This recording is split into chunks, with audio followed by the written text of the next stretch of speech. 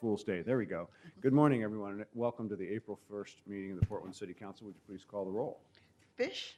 Here. Saltzman. Here. Novick. Here. Fritz. Here. Hales. Here. Good morning, everyone. Welcome. We have some communications items up front and then a couple of times certain items and the rest of our agenda as well.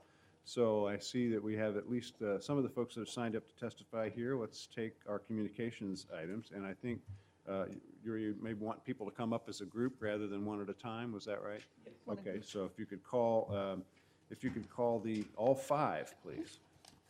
320. Request of Yuri Boyechko to address council regarding the mayor and chief of police participation in the Ukrainian Church New Year celebration and prayer for Ukraine. 321. Request of Professors Ola Taratula and Olena Taratula of Oregon State University to address council regarding their current work at Oregon Health Sciences University and their journey from Ukraine to OSU. 322, request of Olga Parker of Oregon State University to address council regarding her professional practice and work with the Slavic community. 323, request of pastors Paul Demyanik and Ilya Globak to address council regarding Christian aspect of Slavic community. And 324, request of Levkiv Ukrainian American Cultural Association to address of Ihor Levkev to address council regarding Ukrainian American community of Portland Metro. Well, good morning and welcome. Good morning. I wanted to get everybody up at once here. So I think you're on first, Yuri, so welcome. Thank you. Dear Mayor, dear Portland City Commissioners, my name is Yuri Boyechko, and I'm a member of local Ukrainian American community, and I'm also the editor and publisher of monthly bilingual magazine, Canon.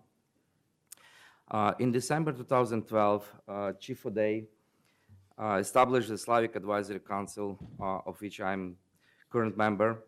Over the last 2+ years, a positive open dialogue and interactions that materialized on this council between police department and community members, and has been very beneficial for both sides.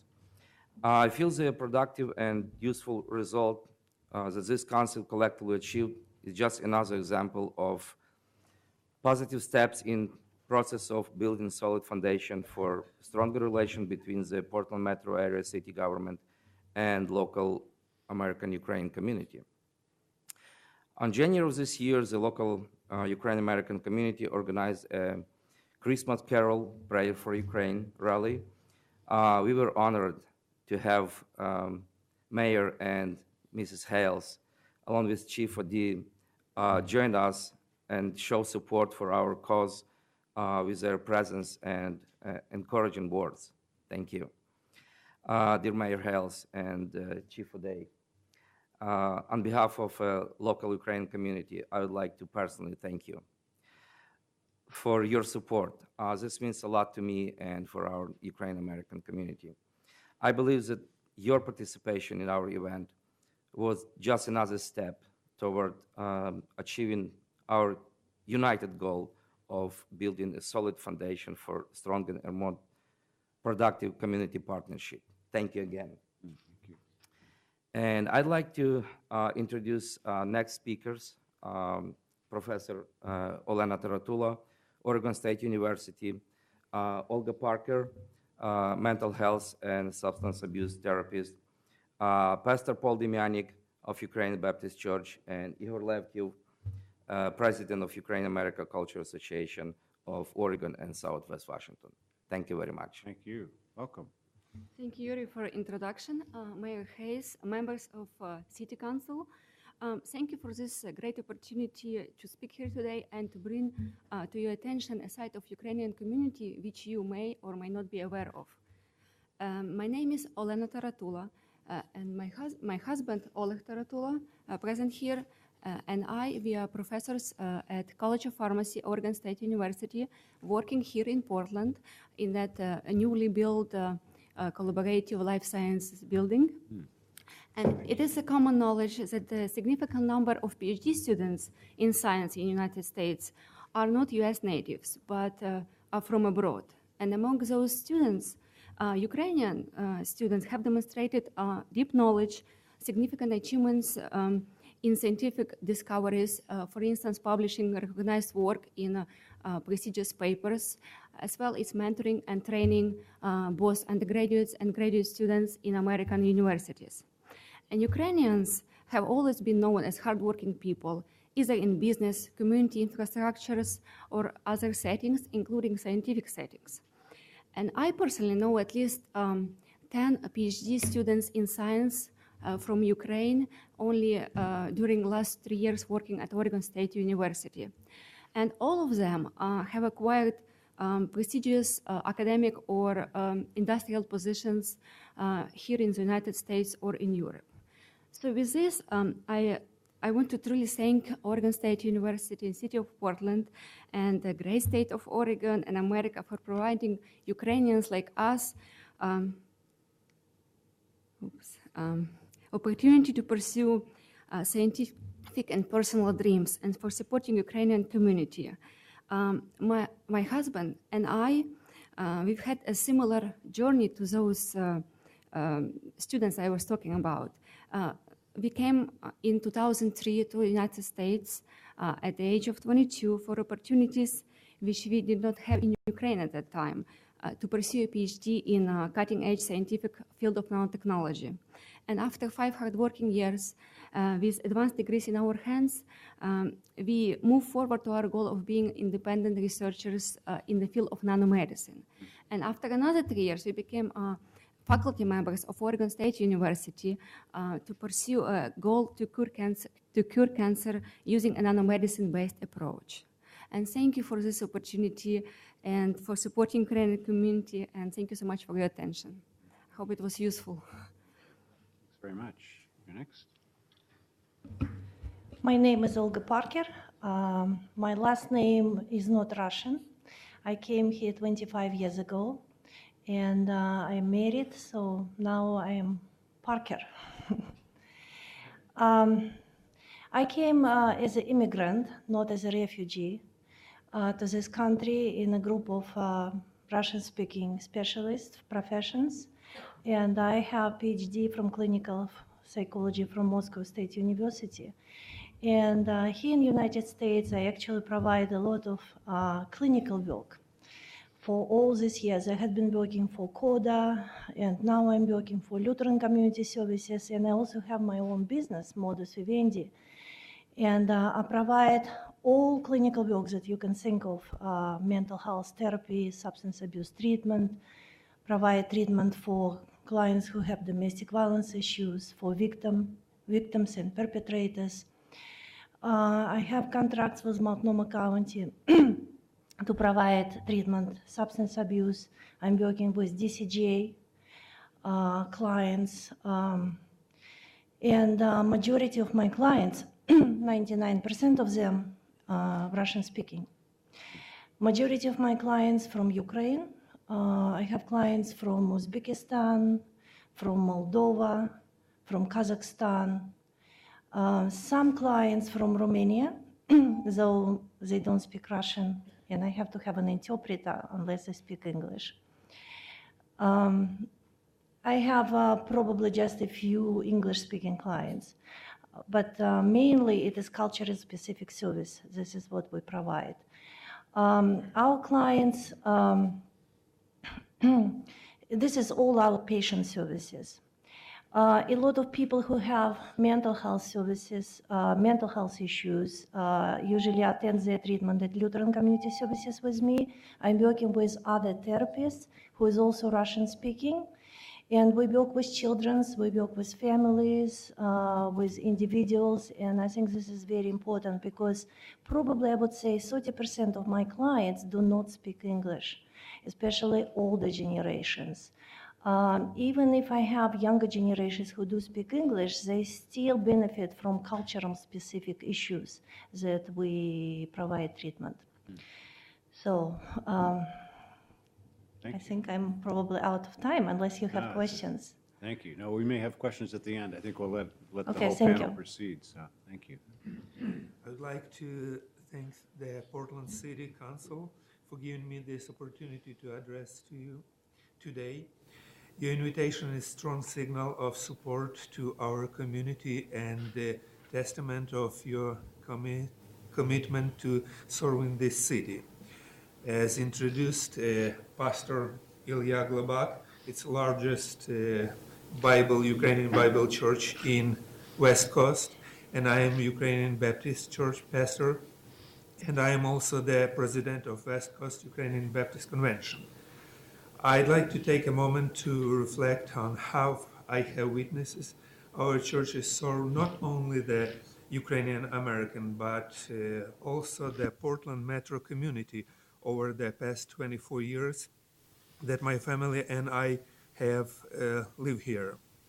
Our churches see themselves as shepherds of our flock, to providing them with a strong spiritual value and giving them a practical example which they can use to enrich their lives on daily basis. By believing in the transformative power of the Bible, we feel that we are a critical component of helping us strengthen the moral fiber of our community. We also try to accomplish with a goal to building relationship with other churches, civic organization, and through missionary work that put us shoulder to shoulder with the poor and helpless, not only in our local community, but throughout the world as well.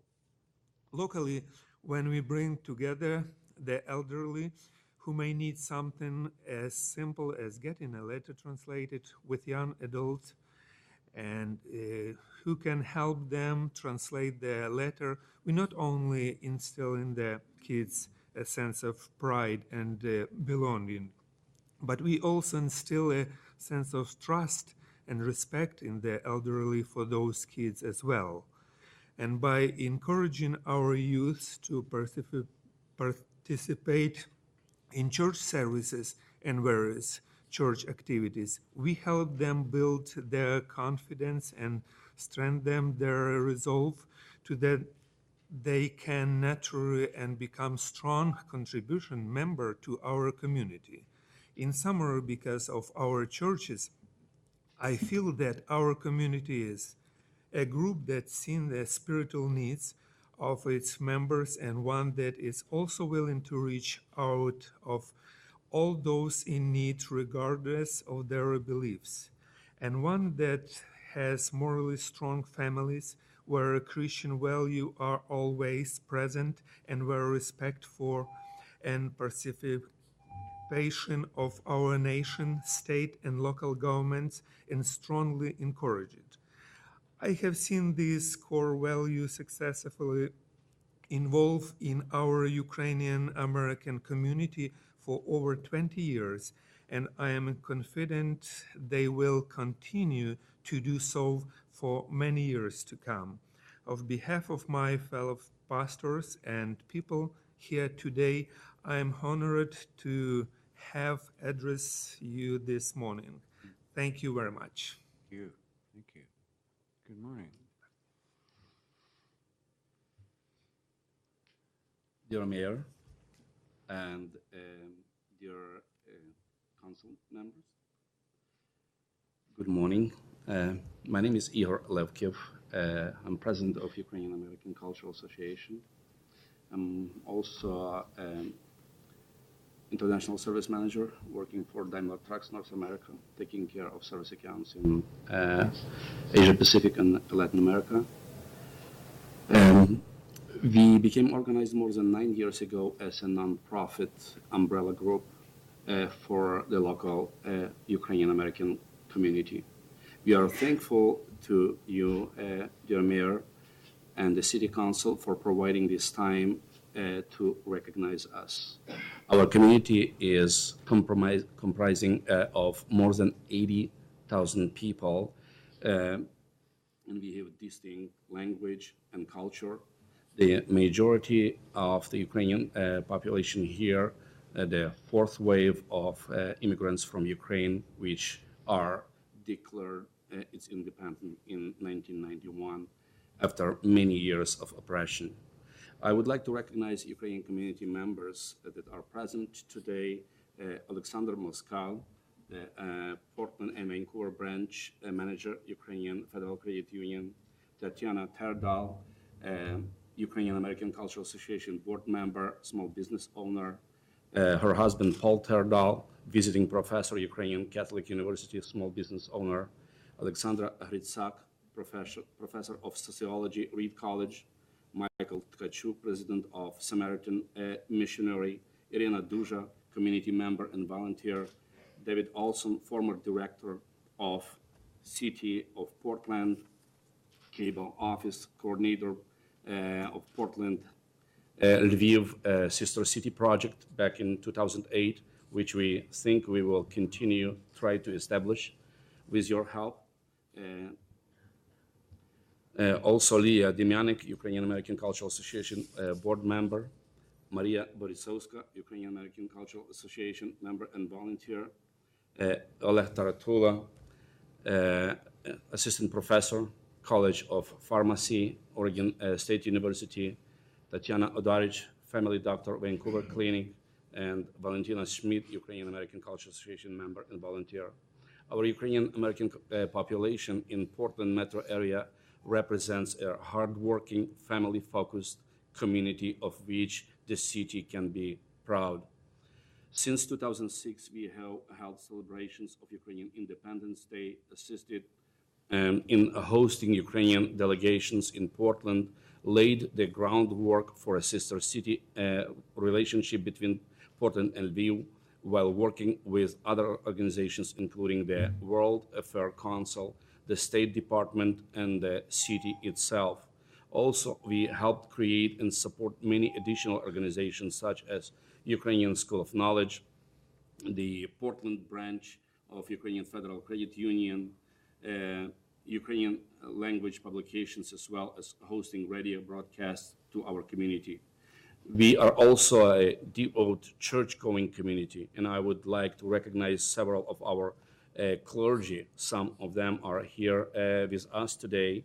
Paul Demyanik, president of Western Ukrainian Evangelical Baptist Convention, pastor of the Ukrainian Church of the Evangelical Christian Baptists. Ilya Golobak, pastor of Ukrainian Bible Church, Ukrainian American Cultural Association board member. Victor Burlaka, pastor of Ukrainian Bible Church, Pathway to God. We have been working with Chief Larry Odia on the Slavic Advisory Council. We look forward to continue this relationship directly through Ukrainian American Cultural Association. And we thank Chief Odia for including and supporting us.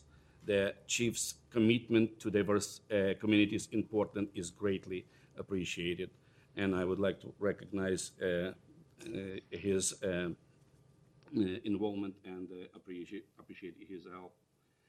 As the Council is surely aware, currently there is an ongoing crisis in Ukraine, one which has now gone for more than a year, with thousands dead and wounded casualties. There are over 1.2 million internally displaced people and refugees, of which over 60% are children and elderly. This situation is a result of an illegal invasion and seizure of Ukrainian territory in violation of international law and subsequent outside intervention seeking to subvert and destroy Ukraine's effort to reform its government and economy and stay independent. Because of this crisis, our Ukrainian community in Portland metro area has been working hard to collect humanitarian and medical supplies we sent back to our homeland. We are grateful to be working with Mercy Corps, headquartered here in Portland, who have just announced that they will immediately start administering humanitarian aid in eastern Ukraine. And I would like to recognize the involvement of this organization of such a tremendous help. On January 10th, 2015, it was an honor to have you dear Mayor and Chief Odia, joining us to participate in our non-denominational Prayer for Ukraine rally, which helped raise substantial funds for Ukrainian relief efforts. During these critical times in Ukraine, we care and concern of the city of Portland and its elected officials mean more than I can say. On behalf of the Ukrainian American Cultural Association and the tens of thousands of families and community members in the Portland metro area, I would like to thank you all for your help and effort which you have extended and continue to offer us. We hope to see all of you at Lens Park on August 22nd of this year for our official Ukrainian Independence Day celebration. Thank you very much, and God bless you. Thank you all. What an excellent panel. I think you've done a great job of showing us the size and strength of the Ukrainian community, the professional accomplishments, the role in the business community here, the amazing role the churches are playing, and then the partnerships that you have both with the Police Bureau and with Mercy Corps, shown how you really have worked to integrate your community into the life of the city of Portland. And I think you, in just a few minutes here, have really shown us a very broad picture of all those fronts that you're working on. Really appreciate you. Questions, comments for this esteemed panel that we have here this morning? Thank you, Mayor Hales. Thank you, Commissioners, and thank you, Chief O'Day. Yuri, thank you for organizing this. Thank you all very much. Well done.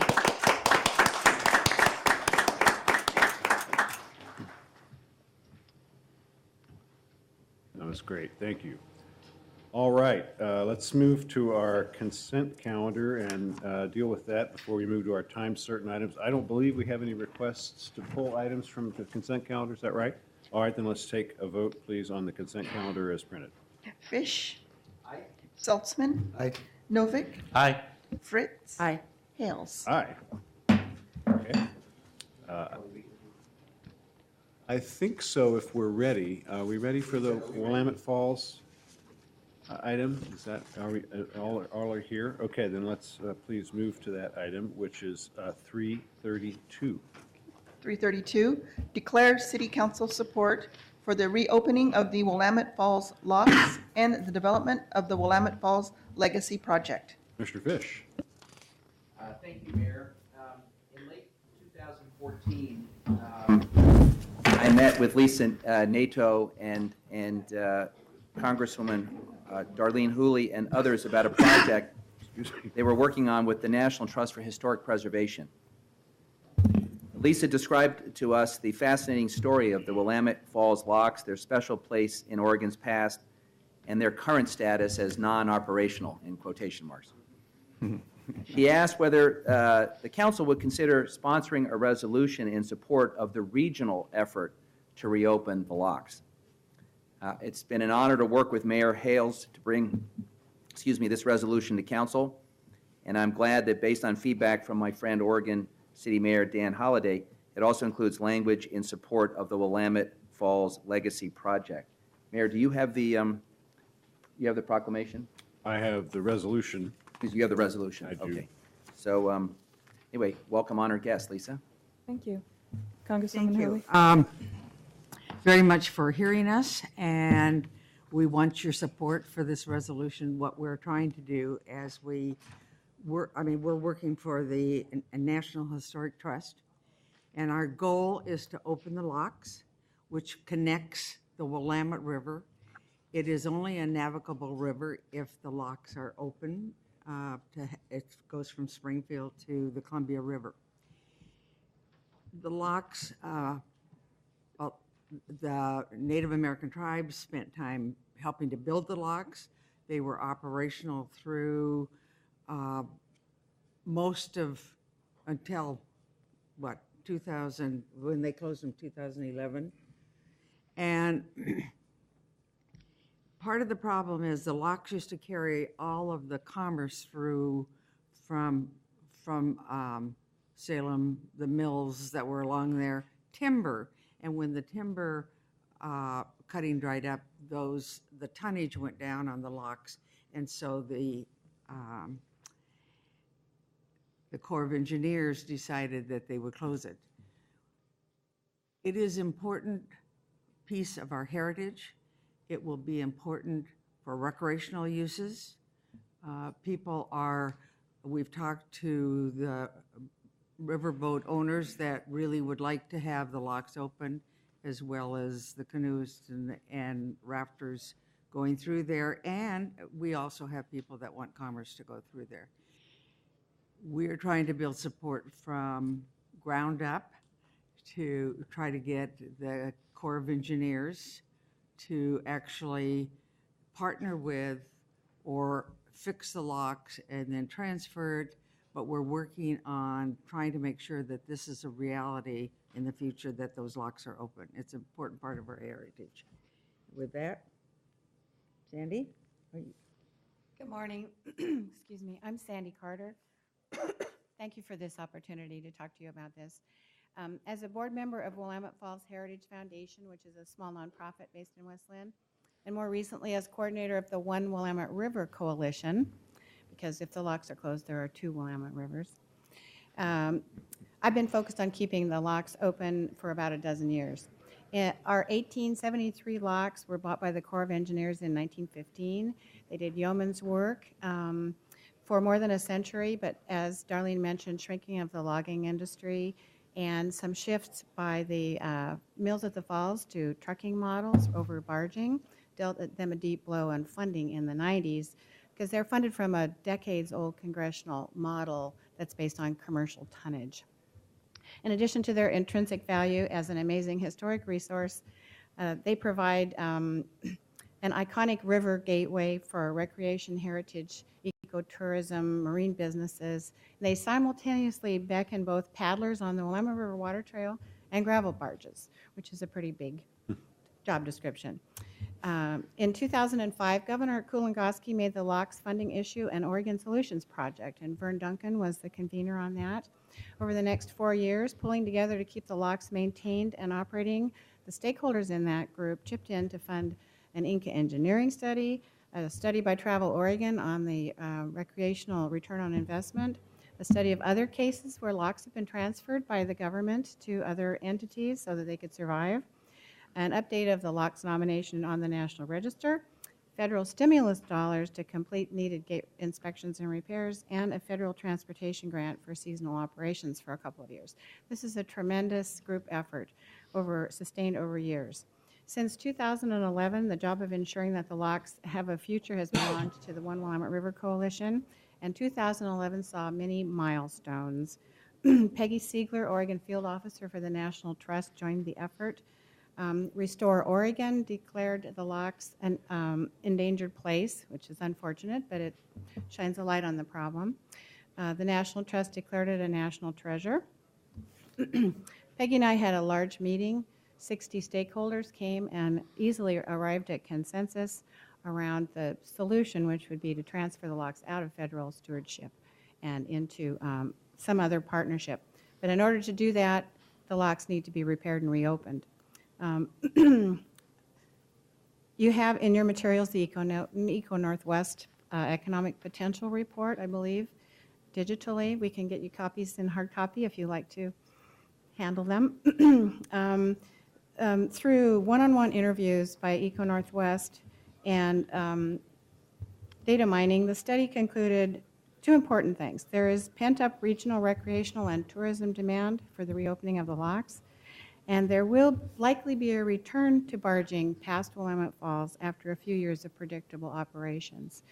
Barging is obviously the greenest way to move freight in the Willamette Valley, if we could take it up again. At the same time that Eco Northwest was mining Corps of Engineer data and interviewing upriver stakeholders, our coalition was aggressively pushing other equally important strategic goals to get this locks funding problem solved. And Andy and Lisa will tell you about some of them. Thank you very much. Thank you. Sure. Mayor Hales, members of the commission, thank you for hearing our plea here for your support for the locks and the overall Willamette Falls area and legacy project. It's important to express broad base of public support now, because now is when we're going through a process with the Corps of Engineers to determine what are the historic impacts on this facility that's on the National Register, and how do you mitigate the adverse impacts of those, of that action? When the Corps closed the locks back in 2012, they did it on an emergency basis. It had to be closed in their minds right now. However, the lengthy process of examining historic impacts through the National Historic Preservation Act doesn't fit within the emergency timeframe of closing locks for life safety purposes. But with very capable assistance of the National Trust for Historic Preservation, the Corps was convinced that they needed to address it, even if it is retrospectively. They're in the midst of that process now. They finished the first step that says, yes, we have to do this. They finished the second step that says, yes, there is an impact. And they're now in the third step, and that's the critical step. They're obliged to either reduce the impact, eliminate the impact, or mitigate the impact. And the best way to do that is to reopen the locks. And there needs to be a broad base of support to do just that, and not just sort of odds and ends of individual advocates. We've gotten a good support so far. Metro's adopted a similar resolution as you. Oregon City, West Linn, Milwaukee, Lake Oswego, Gladstone, Polk County, Association of Oregon Counties, Clackamas County have all adopted this same kind of resolution to communicate to the Corps. This is a broad base of interest, not just a few vocal advocates that's trying to make a change here. So the timing and your support on broadening that base of support, you're the bottom of the limit.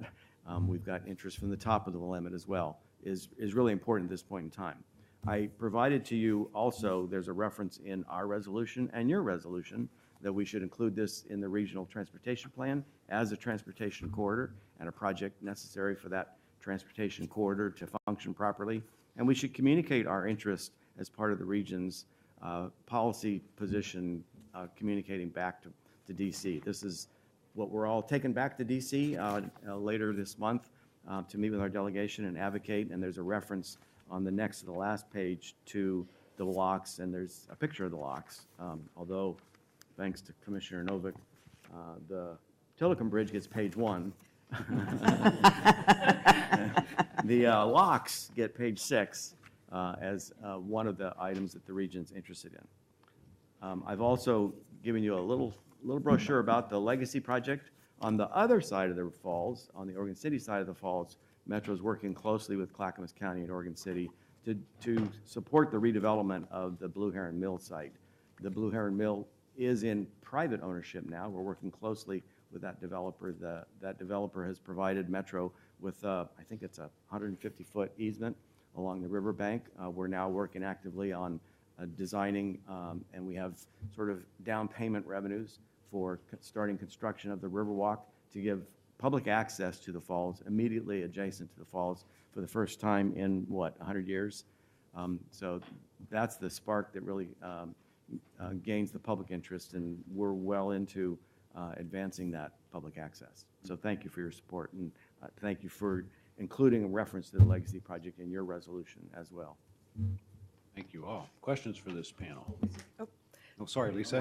Didn't mean to leave you out. That's fine. Mayor Hales and Commissioners, thank you very much for your time this morning. We very much appreciate it. This is a national treasure. It was declared in 2012 by the National Trust for Historic Preservation as a top national priority to protect and maintain.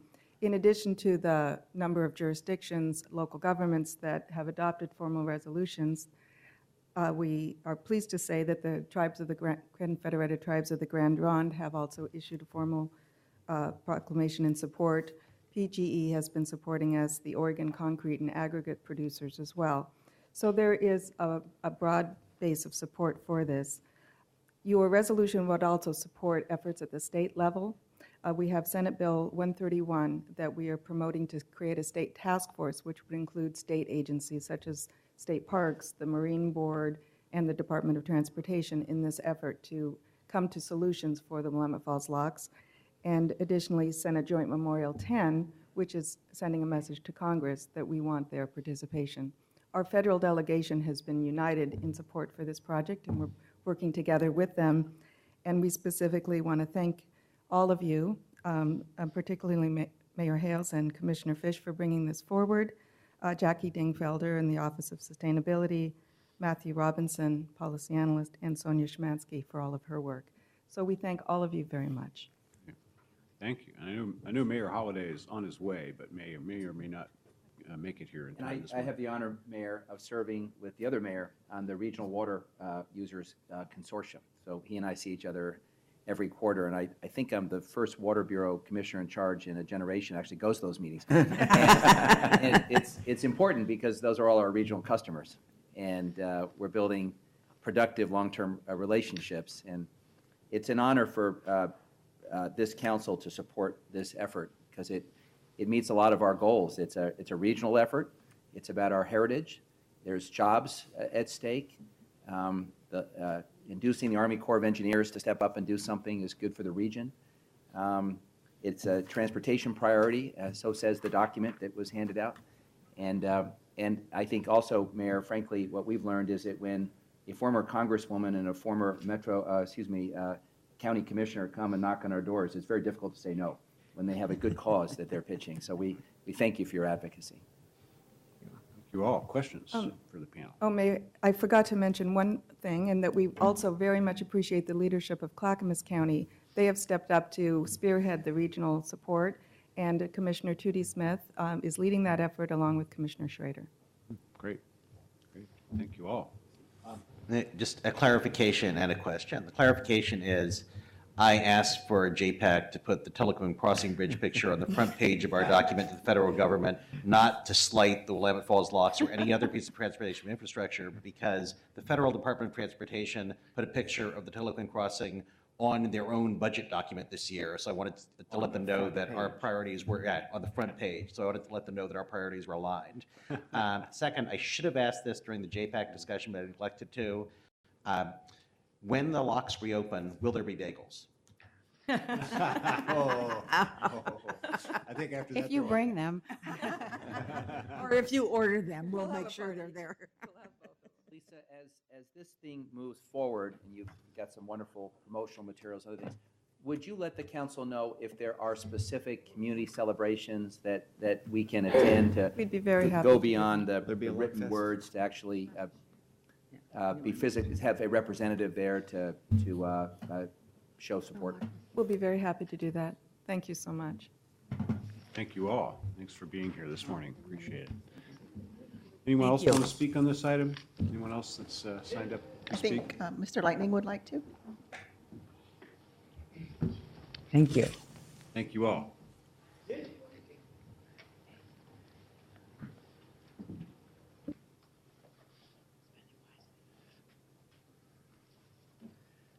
Good morning. My name is Lightning with Lightning Watchdog X. A couple of the concerns I have is that this was closed in 2012 by the Corps of Engineers on an emergency basis.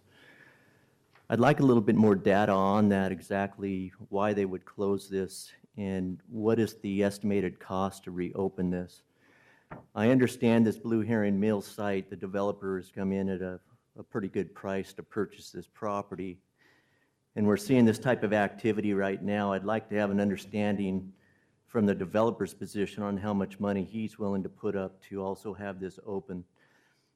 The concern I have, again, is looking at the economic impact of, if we have it closed currently, how much money is that costing us as far as on the economic impact?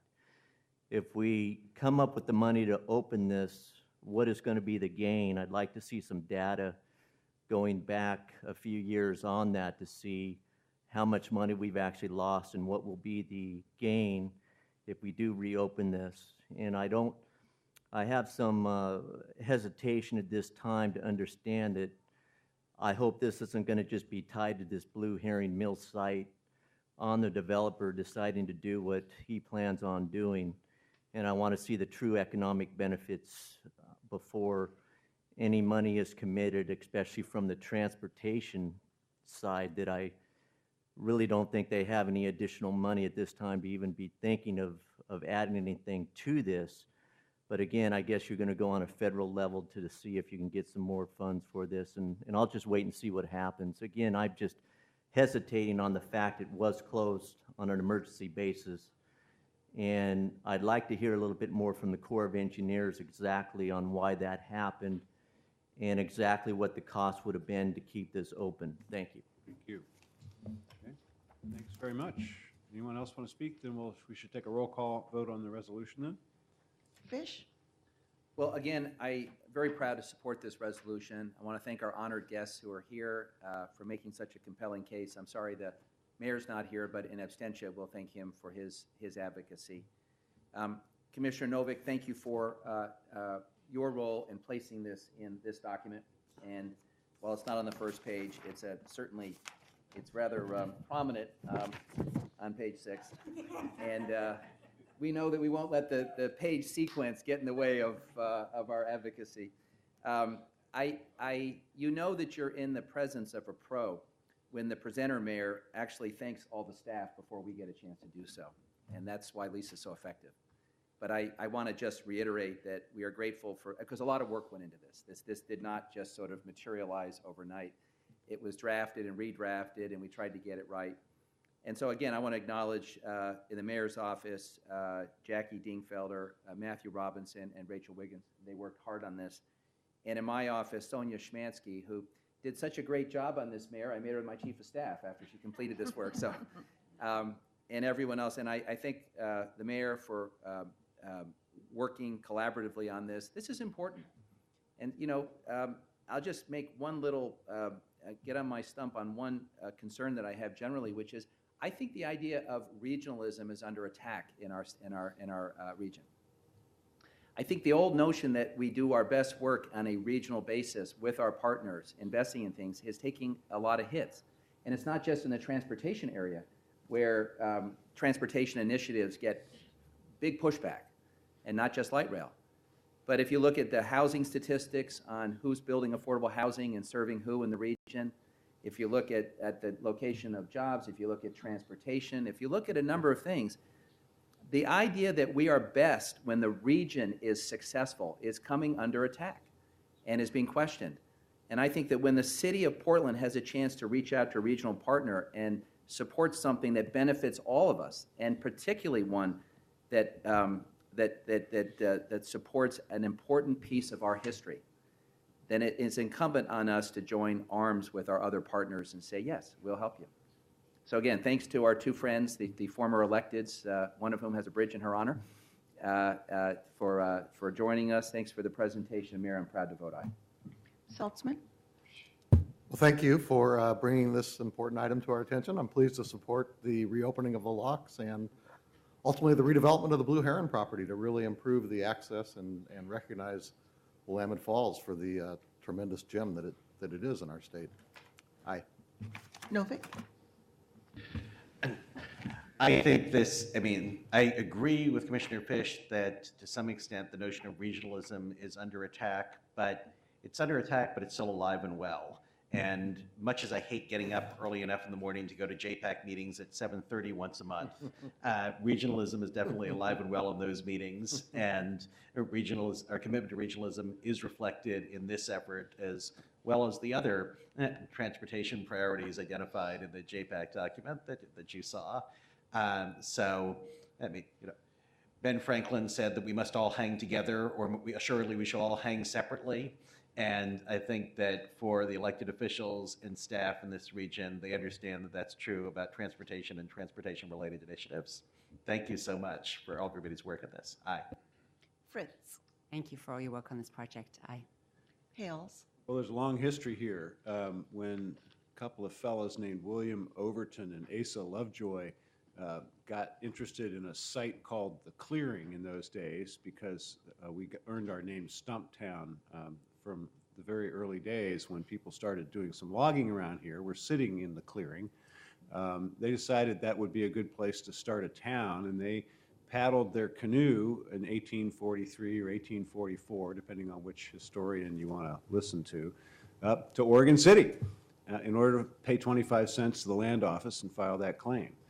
So the history between these two cities goes back to our very beginning and continues to this day. And I think I want to second the comments about regionalism. I think it's really important for cities around the state to support each other's hopes and dreams and good ideas, and that's what's going on here. And I appreciate, Commissioner Fish, your partnership with Mayor Holliday and getting this before us here, because it's really important to each of our cities or our communities' destinies that we try to help the good things happen.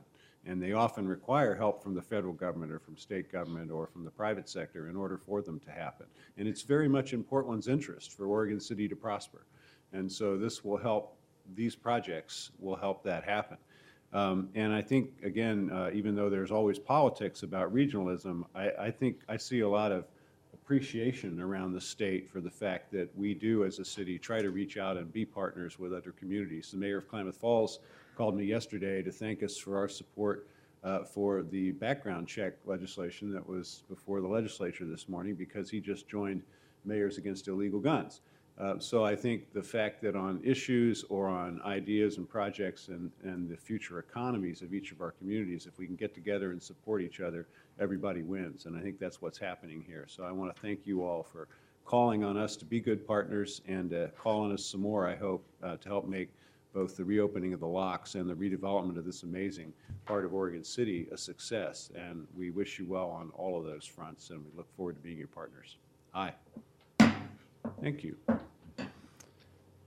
Okay, let's move on to the next part of our calendar, which is item 325. Authorize the first sale of general obligation bonds for Portland Parks and Recreation repairs and improvements as approved by voters on November 4, 2014. Fritz. Thank you, Mayor. This is an exciting day, and I'm pleased to introduce Jonas Berry from the city's debt manager to explain it. Great. Thank you, Commissioner. Mr. Mayor, good morning. For the record, Jonas Berry, the city's debt manager. In November 2014, voters approved up to $68 million in bonds for parks improvements. This ordinance authorizes the first issuance of up to $29 million in voter-approved general obligation bonds to finance parks improvement projects. Proceeds from the first bond issue will cover the first 2 years of expected project expenditures from an initial project list, and we expect that a second bond issue will occur in spring or summer of 2017 to fund expenditures from the first project list that extend beyond the 2-year spending window, plus amounts to fund a second project list that's currently under development. Parks will conduct a public involvement process to identify specific projects for the second list. And next week, Parks will bring forward to Council information about the Community Oversight Committee that will review performance and report back to you. Security and payment for the Parks bonds will be provided by a dedicated citywide property tax levy as approved by voters. And as previously described to Council and to voters, a prior tax levy for a prior Parks bond issue ended in fiscal year 14-15. The city's intent is to structure the newly authorized bonds so that the levy impact of the new bonds should not exceed the estimated levy rate of 8.77 cents, which recently expired. To achieve this goal, the first bond issue will have an atypical repayment structure, as we need to leave capacity for the second bond issue in 2017. Property taxes generated by this levy are specifically dedicated for payment of the bonds and may only be used for that purpose. The bonds are expected to be paid off over a period of no more than 15 years. We expect to sell the bonds in June via competitive bidding process. And by selling and closing in June, we can ensure that an appropriate levy amount is submitted to the county tax assessor in July so that the replacement levy rate appears on the November 2015 tax rolls. Citizens interested in purchasing the 2015 bonds should contact their investment brokers for information about that. And I'd be happy to answer a question about the bonds, but I think first Parks Director Mike Abate will discuss what's to come and the proposed Citizen Oversight Committee. Thank you, Jonas. Mr. Mayor, members of council, Mike Abate, Portland Parks and Recreation Director. And though it's April Fool's Day, Portlanders are no fools. And once again, in November, Portlanders stepped up to make a major investment in an institution that they love, and that's the Parks and Recreation, the programs, the places, and the people of our Bureau. It's also a historic day. Just as an aside, April Fool's Day is my anniversary of 4 days, or 4 years with the city, and there is nothing that I'm more proud of in my 4 years here than this bond measure. And at this and every milestone along the way, we want to make sure that, that we thank the voters that have continued to make this investment in parks for so long. We want to share our approach today of splitting up the bond measure into at least 2 bond issuances, one this spring and summer, and the second one in 2017. What we're doing is borrowing the minimum amount necessary to get us through the first 2 years, and that will allow us to minimize interest that we pay on money that would be essentially sitting around until other projects come on board. A second part of our strategy is a public involvement process in late 2016 that's designed to get more input about where our priorities should be for the about $20 million in project funds that are not specifically allocated and earmarked for projects on our initial project list. With major maintenance needs of nearly $300 million still unfunded, there will still be many competing needs for those that second issuance, $20 million, but we will engage the public in making those decisions. The second list of projects will continue to focus on the replacement bond theme, which is urgent major repairs and replacement. The schedule for that has been moved back a year. Reason is to give us a little bit more time about scoping the individual projects and to really be able to focus on these first 2 years of project implementation.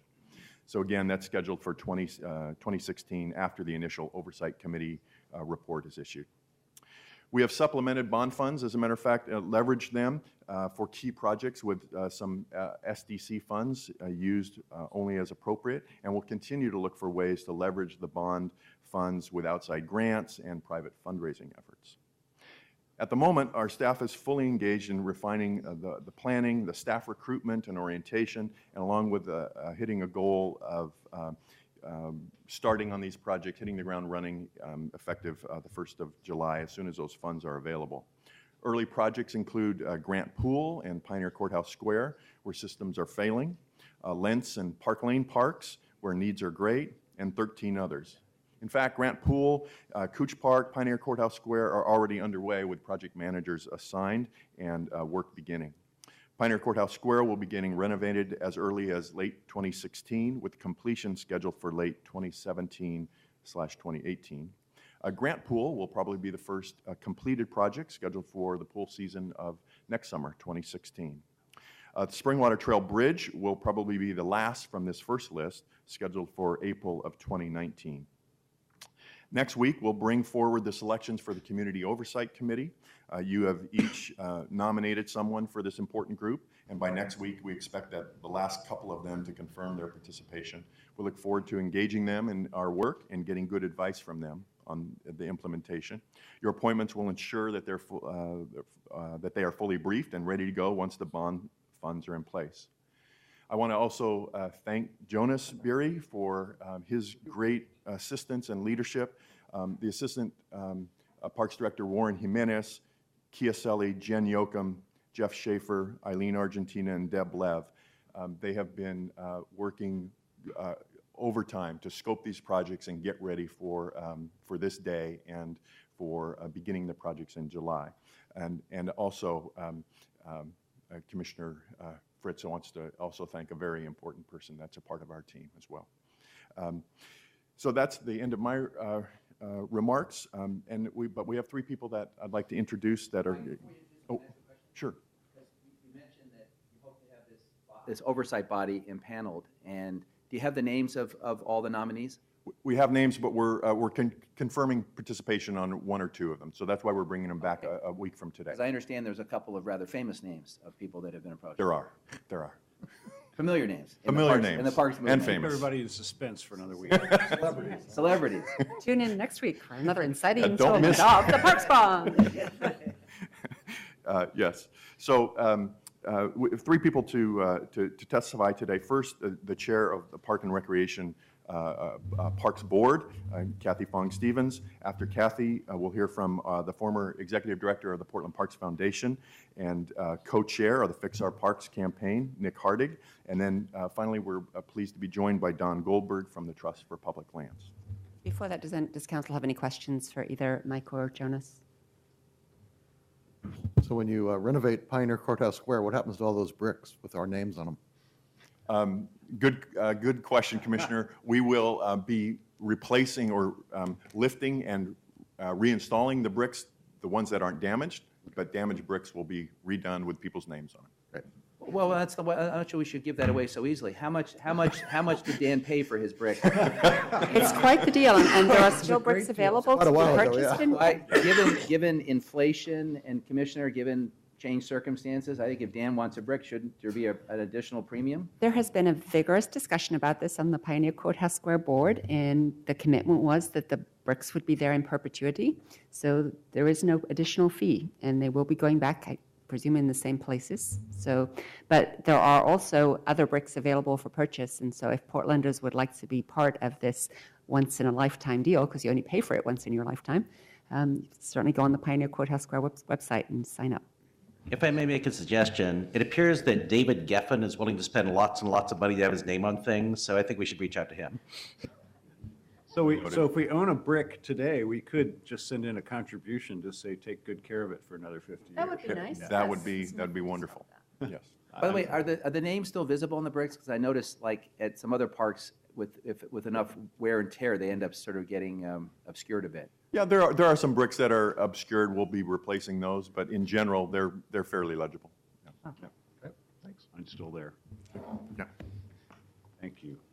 Okay, come on up.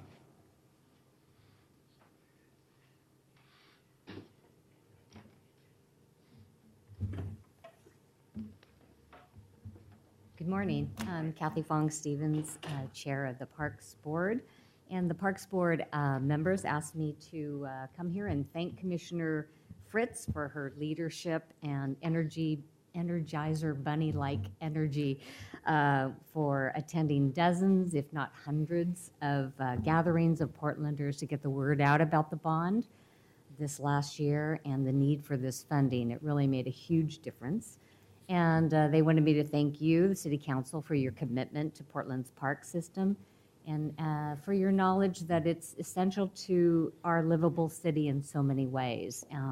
Obviously, as community gathering places, supporting healthy lifestyles and affordable family fun, protecting nature, and not least, being the employer of the largest number of teenagers in the city. The Parks Board has been advocating for a new replacement bond for more than 6 years, and it's gratifying to see it finally happening. And it took the efforts of all of you, the Parks Foundation, and so many people who cherish our parks. And so thank you very much, and we're looking forward to this next phase. Thank you. Morning. Morning. Mr. Mayor and members of council, I'm Nick Hardig, the former executive director of Portland Parks Foundation, the former co-chair with our Parks Commissioner of the Fix Our Parks Committee. I'm the new executive director of the Audubon Society of Portland, and I'm honored to be here in front of you to testify regarding this important day and effort for our park system. I'd also like to thank, with the other people who took a role, just Amanda Fritz for her huge role in the campaign, to have the confidence that we could succeed, and also the personal level of engagement and commitment at all hours of the day to make it possible. There were so many citizens and groups that advocated for this bond, that shook banners in the rain, put up yard signs, and generously donated so that this could succeed. It was a beautiful community effort, and thank you, Commissioner, for making it possible, and for the support of everyone, all of you. Chief among our unsung heroes, I think, is the Trust for Public Land, and since Don Goldberg might not say it himself, the Trust for Public Land and the Conservation Campaign, its affiliated organization, provided fiscal sponsorship, expertise, and a generous grant, and Don will speak next. The nonprofit Portland Parks Foundation, as a supportive hub for our park system and the people and groups that support it, we applaud the use of a citizen oversight committee. This committee will provide the expert outside review, the public engagement necessary to maintain a high degree of public confidence in our Parks Bureau. And that confidence is absolutely essential if Portland is to carry out its responsibility to maintain all of our park assets. Our park system is aging. Much of the infrastructure will require replacement. $68 million from this bond is just a piece of the $360 million that's slated for needs for the next decade. And in addition to those needs for maintenance, we also have, we want every citizen to have access to a park for a healthier Portland. If well conducted, these bond-funded projects will set the stage for a future ballot measure to address all of the critical maintenance needs we have and the challenges of providing park access to all. Thank you very much. Thank you. Mr. Goldberg. Good morning, Mayor and Commissioners. As always, it's a pleasure to be here. We're celebrating and confirming our good work and our dedication and our deliverables. And I as well, since Mike brought it up, today is my 7th anniversary with the Trust for Public Land. I started work on April 1st, 7 years ago here in Portland. As many already know, the Trust for Public Land and our sister C4 organization, TCC, have been at the forefront of conservation finance measures, both locally here as well as nationally. And some recent examples include Metro's recent levy, the 95 and 2006 bond measures, THPRD's $100 million bond measure, the cities of Tigard, Springfield, and Bend, and of course Measure 76, which guarantees a portion of all state lottery funds will help finance state parks and OWEB for a 25-year period. And of course, our most recent partnership, Measure 26-159, the reason we're here, to benefit the city of Portland. Together, we've raised hundreds of millions of dollars for conservation work here in the metro area, as well as the state of Oregon. At the Trust for Public Land, we realize that even though our mission is to protect and acquire properties for trails, parks, and natural areas, it's also very essential that we operate and maintain these precious resources. Without proper funding, we believe public support will dwindle for future key park acquisitions that are still required to some of our outlying communities. On behalf of the Trust for Public Land and TCC, I want to thank everyone who was involved with this incredible partnership and process that led to this successful passing of the measure. More than one time, my national team has cited the professionalism and the process of our steering committee, as well as all the volunteers, as the gold standard in passing a measure. So the Trust for Public Land strongly supports this measure, and we thank you for all your support. Thank you. Questions for this panel? Thank you all very much. Appreciate it. Others that want to speak on this item? Yes, we have 5 people signed up. The first 3, please, coming up are Joe Walsh, Steve Entwistle, and Lightning.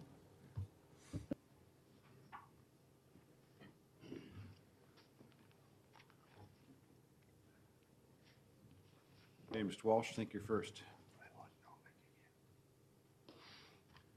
My name is Joe Walsh. I represent Individuals for Justice.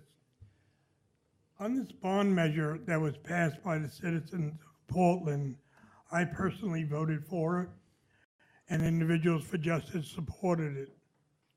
Our concern is something that happened recently with the smoking ban in our parks. We believe that if that was before the ballot measure, we would have opposed this ballot measure solely on that. Our concern is that people that are houseless or homeless are going to be profiled under the guise of smoking a cigarette to be excluded from the parks. So we ask that an amendment be submitted by this council saying that no monies under this particular grant from the people of Portland not be used to hinder, arrest, or cite anybody in the parks for smoking. Now, I don't smoke, so this does not affect me. This, to me, is a civil rights question, and we are still furious over the smoking ban in the parks. Walsh, because I we think I can answer your question. we think, Okay, never mind. Go ahead. we think that this could be used to hurt people, and the way this council has handled the homeless question and people on the streets is a disgrace, and we see this as a continuation.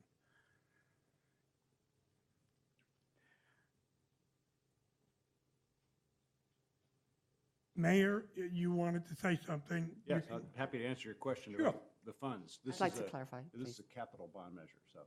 By law, we are not allowed to use this money for operations. It can only be used for what was specified in the bond measure, and that is for repair and replacement of capital projects in the parks. Okay. That sounds good. That's good. Thank you. We will hold you to that. You will, and so will state law. Who's next? Mr. Lightning? Good morning, Council. My name is Stephen Entwistle, lifelong resident here in Portland. Love the parks. Member of Individuals for Justice and CEO of Healing Man Sanctuary. My issue here is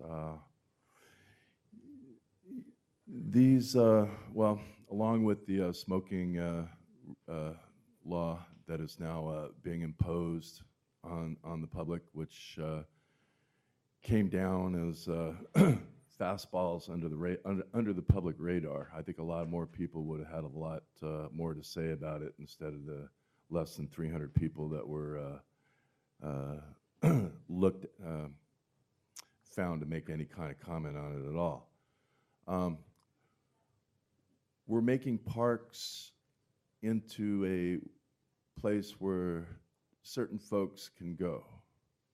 And certain folks are used to having their parks be a certain way. Like in California, they have certain rules on smoking and such in their parks. So they're used to having those kinds of laws. Okay, we're not here. Okay.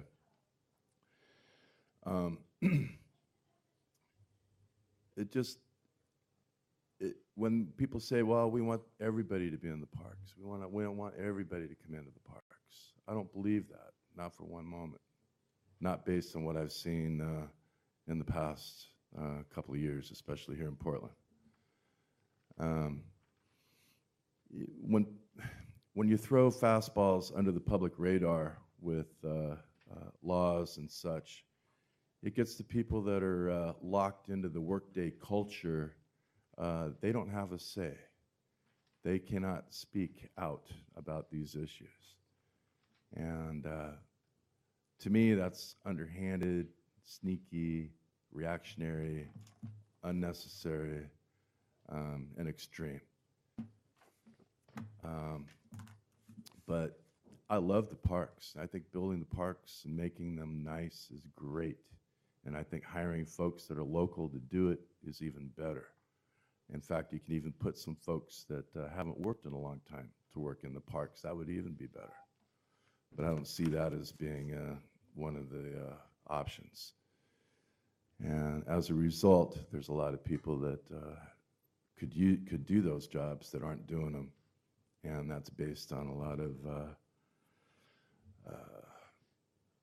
well, just the typical history. So we oppose this for those general reasons. And we think everybody should be in the park, not just the 1%. Thank you.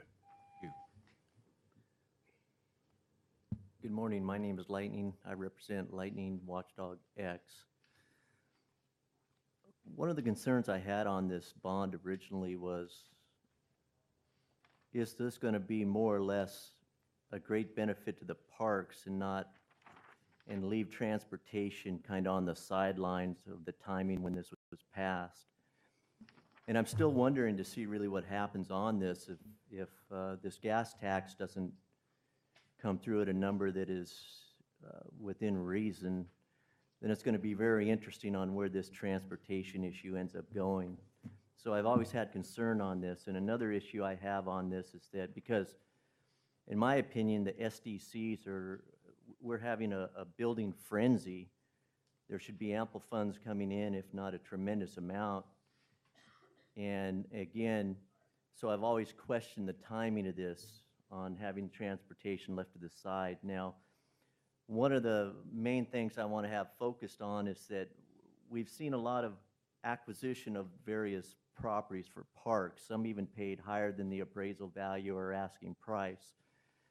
So I question that, and again, I always refer back to FIN 2.03 on maintenance and operation of major capital assets should be given priority over acquisition of new assets unless an analysis indicates a net benefit or the funding source to acquire or develop a new asset cannot be used for operating and maintenance. And why I have a problem on some of these parks is that we're seeing estimates on what it's going to cost to maintain these parks, but in all reality, until they're developed, we really don't know where that number is going to be. And I've tried to figure out, even on like the Simon and Helen Director Park, now that park right there is the most expensive park in the system. And I always wonder on that, on maintaining these parks, on how these costs are actually calculated overall. So I have a lot of concern on these newer parks that are being proposed to being developed.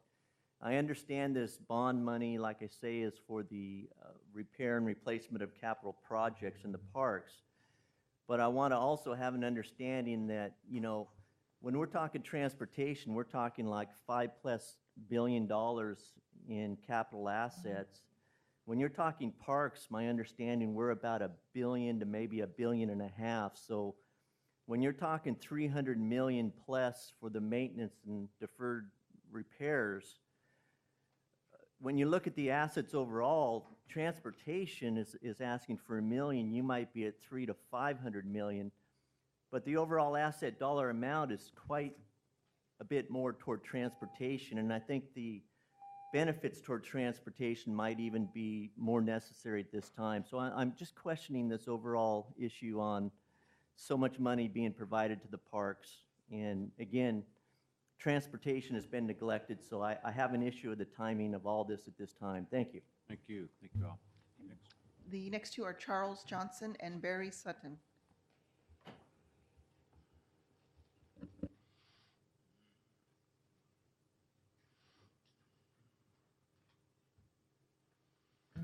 Okay, you want to go first? Go ahead, Barry. Thank you. Just Good morning. Just about this item, Barry. Good morning, Okay. Mayor. About the encampment in back of Washington High School, I hope the area isn't, as it was sold to the park, from the public schools to the Park Bureau, I hope it isn't made into a park, but instead used for an encampment for the homeless. And I spoke last week with your aide, Josh Alpert, and apparently something has to be changed in what it was in the intent of the sale, and then after that's done, it can be used for that encampment. And Commissioner Fritz, you could tell us maybe what I put on your note. What they certainly weren't your thoughts, but I mean, so maybe the thoughts of some people. Let them eat cake, and I think I put a question mark by there. Doesn't sound like Commissioner Fritz, but we will look Yeah, into. yes. We'll look into that, Barry. Yes, what I'm saying. Yes, right. What I'm saying is that to sell that to a group of people and have a few people gain money off of, when there are all these people that are living on the sidewalk. And one thing coming here this morning, I didn't notice any more tents on the sidewalk. They may have been moved off by the authorities, but there are a lot of people that just need a place to live. Thank you. Thank you. Appreciate your advocacy. Thank you. I hope those efforts come to something, please. Thank you very much. Thank you very much for hearing me. You bet. Take care. Good morning, Charles. Good morning, Mayor and Commissioners. For the record, my name is Charles Johnson, and I was pleased to see the information as it comes up on page 3 of the PDF. My only regret is that Pioneer Courthouse Square beat out restrooms by about $600,000.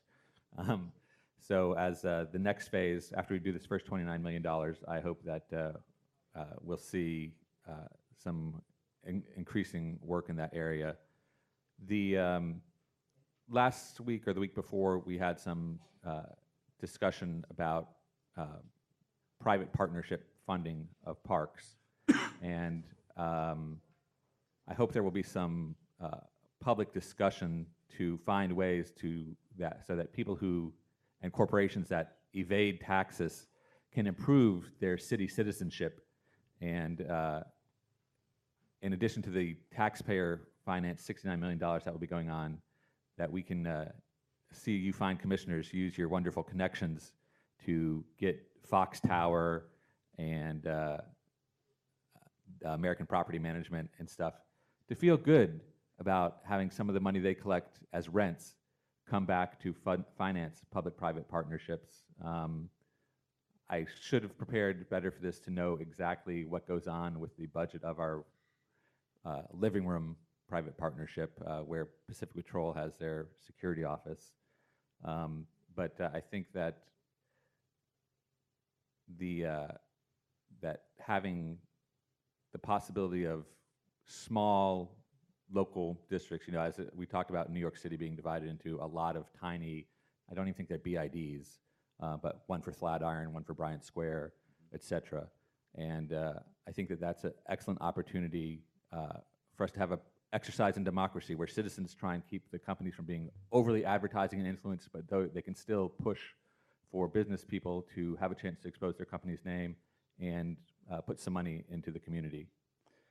The other issue that's on my mind is that next time we do a breakout about something as substantial as $29 million, I hope that we will do a better job of applying the equity lens and talk about breakdown by zip code and East Portland and neighborhoods and such. Thanks very much.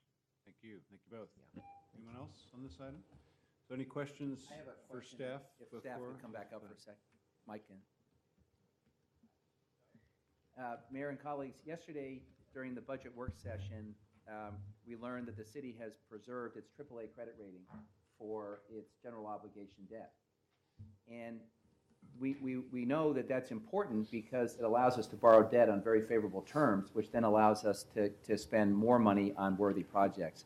And I thought since we had our finance team here, we'd ask, what in this market, what does a AAA credit rating translate to in terms of an interest rate on the debt? Good question, Commissioner, and yeah, you're correct. We do expect these bonds to be issued with the highest AAA rating, the highest rating possible, which translates to the lowest cost of borrowing. We're currently projecting a cost of borrowing south of 2.5%. Well, that's brilliant. I can't. Yeah. Well, actually, 20 years ago, we were in this same exercise selling the first set of bonds for our previous parks bond measure.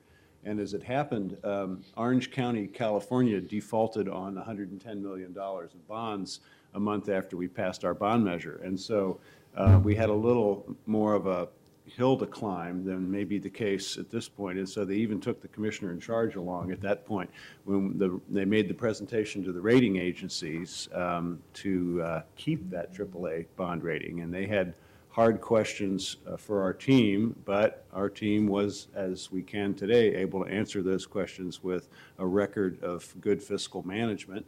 And we got good ratings even after Orange County shook the foundations of municipal finance. So fortunately, the climate, both in terms of bond rates and municipal behavior, is a little better this time.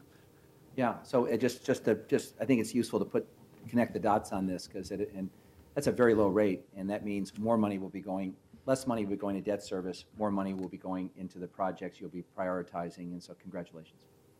Other questions or direction to the team? Commissioner, thank you very much for bringing this first piece forward. This will roll over to second reading for adoption by the council next week. And, then let me make some comments if I may. and then please do. I really appreciate everyone being here and appreciate the support of the entire council in the whole effort and the team of Portland Parks and Recreation, absolutely everyone, I think from the director down to seasonal folks who work just a few hours a week were dedicated to getting this bond measure passed and of course not campaigning for it on work time, but telling their friends and neighbors. And so thank you to the Parks Board, the Portland Parks Foundation, particularly Nick Warren and Jesse Bond, who are the staff to Nick Hardig, fondly known as Jesse and the Two Nicks. And that Nick Warren and Jesse Bond were particularly helpful in shuffling me from one event to the next so that I could do as many as possible, and I greatly appreciated those.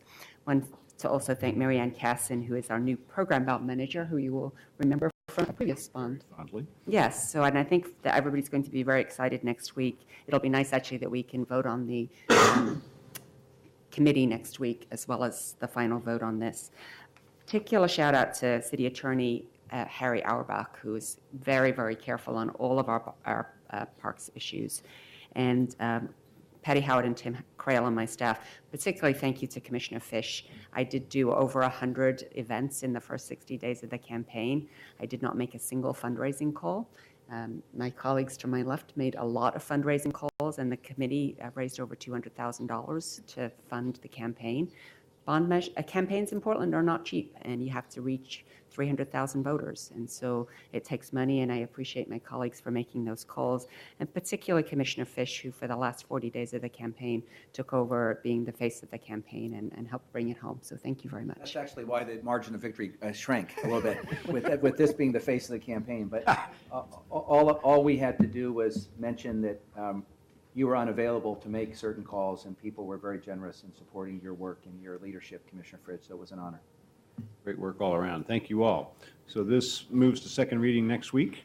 And with the council's indulgence, I'm going to briefly suspend the rules and return to item 332 and welcome Mayor Holliday to the council chambers because we acted on the resolution this morning that affects the city of Oregon City and your great plans, and we'd love to hear more about them. So welcome. Morning, Mayor Hales, Commissioners. Yeah, it's a very exciting time in Oregon City, and we appreciate you passing the resolution. That's going to go a long ways at the legislature, both for the reopening of locks and the second round of funding for the Riverwalk for the Willamette Falls Legacy Project. As you may or may not know, the Legacy Project is on the site of the former Blue Heron paper mill site, and it's going to allow us to build about 7 brand new blocks of downtown Oregon City. So it's our little version of the Pearl District. And we're just really excited about all the things that are going on. We've been working with the state, county, Metro, and Oregon City, and we've actually secured now through Metro a 120-foot easement from the end of 99E all the way to the top of the PGE power plant. So for the first time in over 100 years, the public will actually be able to walk out to Willamette Falls and experience the falls close up close and personal. So, you know, it's a very exciting time in Oregon City. At the other end of town, we're also looking forward to a new development next to Home Depot and that surrounding area. And we expect to pass the Cove DDA this evening in our meeting. So we've got 3 really large projects coming up over the next 8 years. Wow. So we just really wanted to say thanks for passing that resolution. And by the way, on Tuesday, or Monday, we went down to the legislature to talk about Amtrak, and I've gotten word that thanks to your letter and the letter from the mayor of Salem and Eugene, that the funding for the Amtrak's Cascades is actually going to go through. So that's great. Hooray. Good work on your part as well. That's great. Mayor, how many citizens do you represent at Oregon City? About 32,000. And I'm reminded, Mayor, that the bulk of the mayors in this state serve without compensation. That's right. And so they manage a day job, another day job, and they're always at night meetings. And I have the honor of seeing this mayor at the the Regional Water Users Consortium.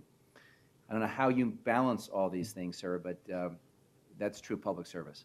Well, you know, you just do what you got to do. But I've served as a city commissioner and on the school board, so I've been involved in my community for a long time, and it takes active and committed people like yourselves to make a city work. Well, we think what you're doing in terms of these projects is really going to be great for Oregon City and great for the region. I mean, recreationally, commercially, having that different environment there on the river in Oregon City, it's going to be very powerful. I think it's going to be really important, and we'll see possibilities in terms of recreation and commerce that we haven't even imagined yet once these projects are completed. It's really going to be great. Yeah, and in relation to convention tourism as well. So, you know, with the locks open, we anticipate maybe a fleet of small paddle stern wheelers to maybe go all the way to Salem and back. Yeah.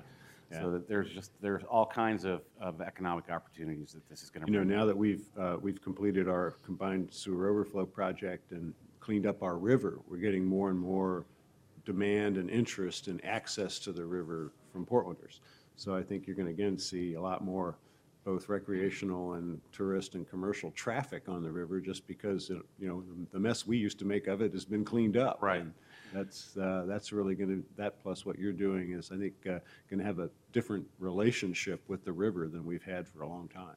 Well, and we in Oregon City look forward to having a more productive and communicative relationship with the city of Portland as well. Well, you reaching out to us on this and other things is obviously a big part of that. And thanks for your leadership on the Amtrak issue. It's really important we keep that Cascades service going and actually growing. It's more important than ever. Absolutely. Thanks for your time. Thank you. Thank you for joining us being today, here sir. today. Have a good day. Appreciate your leadership. Thank you. All right, let's return to the next time certain item, which is 326. Authorize an intergovernmental agreement with Portland State University for $83,522 for a survey of the Portland community regarding perceptions of the Police Bureau's community outreach and accountability efforts. And I understand that there's a request, and I'll grant it, to refer that back to my office. So that's referred back to my office. Regular agenda, item 333, please. Or Mayor, you moving something up? Are we doing this? No, this is the DOJ. Okay. Yep.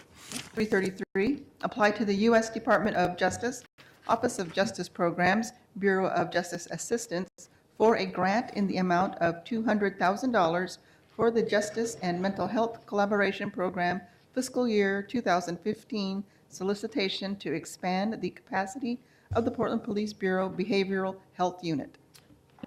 Lieutenant Hager and others are here this morning to present this item. Welcome. Morning. Good morning. Good morning. Who's on first? I can do that. Go ahead. Yes, go ahead. Josh. So this is a grant that would help us expand the service coordination team's efforts. Pull that into- microphone a little sorry. closer. Thank you. Is that better? And put your name in the record, Bill. Oh, sorry. Billy Kemmer, I'm the service coordination team program manager for the Behavioral Health Unit. This grant would help us expand the service coordination team services into a more dual diagnosis area that we can develop similar programming but serving a different type of populations of kind of the clients that we see now who are suffering from addiction and co-occurring disorders. We can move into that direction, provide similar services to that population, and just kind of expand the reach of the unit and the program. And it, according to my notes, creates 6 additional beds? Yeah, this will help start up the 6 additional beds that we can then, put into motion to affect that population. Good, thank you. You ready to serve some more people? Yes, we are, sir. Good. I think there are more to serve. Questions for this team on this grant application? Great. Thank you very much. Appreciate you being here this morning. Thank you. Anyone want to speak on this item? Okay, come on up.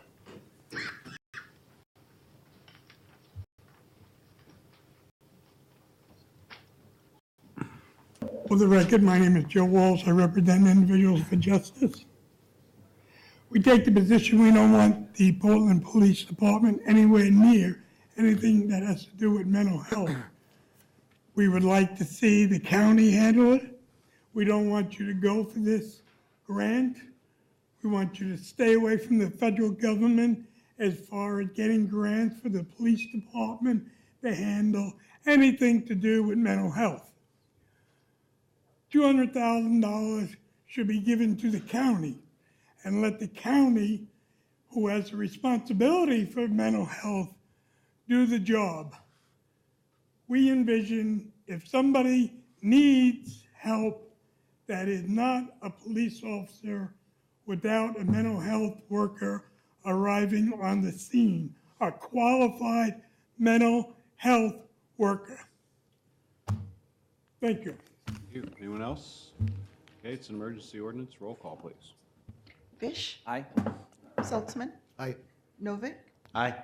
Fritz? This is really important to provide funding for dual diagnosis, which is mental health care and addiction services. And it's ridiculous how lots of the funding has to be channeled into one or the other, and it's difficult to find programs that fund both. So I appreciate the Police Bureau applying for this grant. It will be done in collaboration with Central City Concern, as with the rest of the service coordination team. And if anybody doubts the effectiveness of the collaboration between mental health care workers and the police, I invite you to come to the next service coordination team graduation, where the graduates will tell you how helpful it was that their police officer helped get them into this program that helps them get treatment for their addictions. Aye. Hales. Like it or not, the Portland Police Bureau is in the mental health business. We had 114 suicides in Portland in 2013 and 129 in 2014. The Police Bureau deals almost every day with somebody in a mental health crisis, and deals with so many of those incidents brilliantly that we have hundreds of other avoided suicides thanks to their good work. It's a novel idea that the Police Bureau wouldn't be in the mental health business, but of course, not only is that reality the case for at least 50% of our calls for service, but also that the United States Department of Justice has informed us very specifically in item after item in our settlement with the federal government exactly what we need to be doing in terms of improving our approach to mental health crises, and this is a piece of that. So thank you all for your good work, and we hope they smile on this grant application. Aye. Okay, let's move to 340.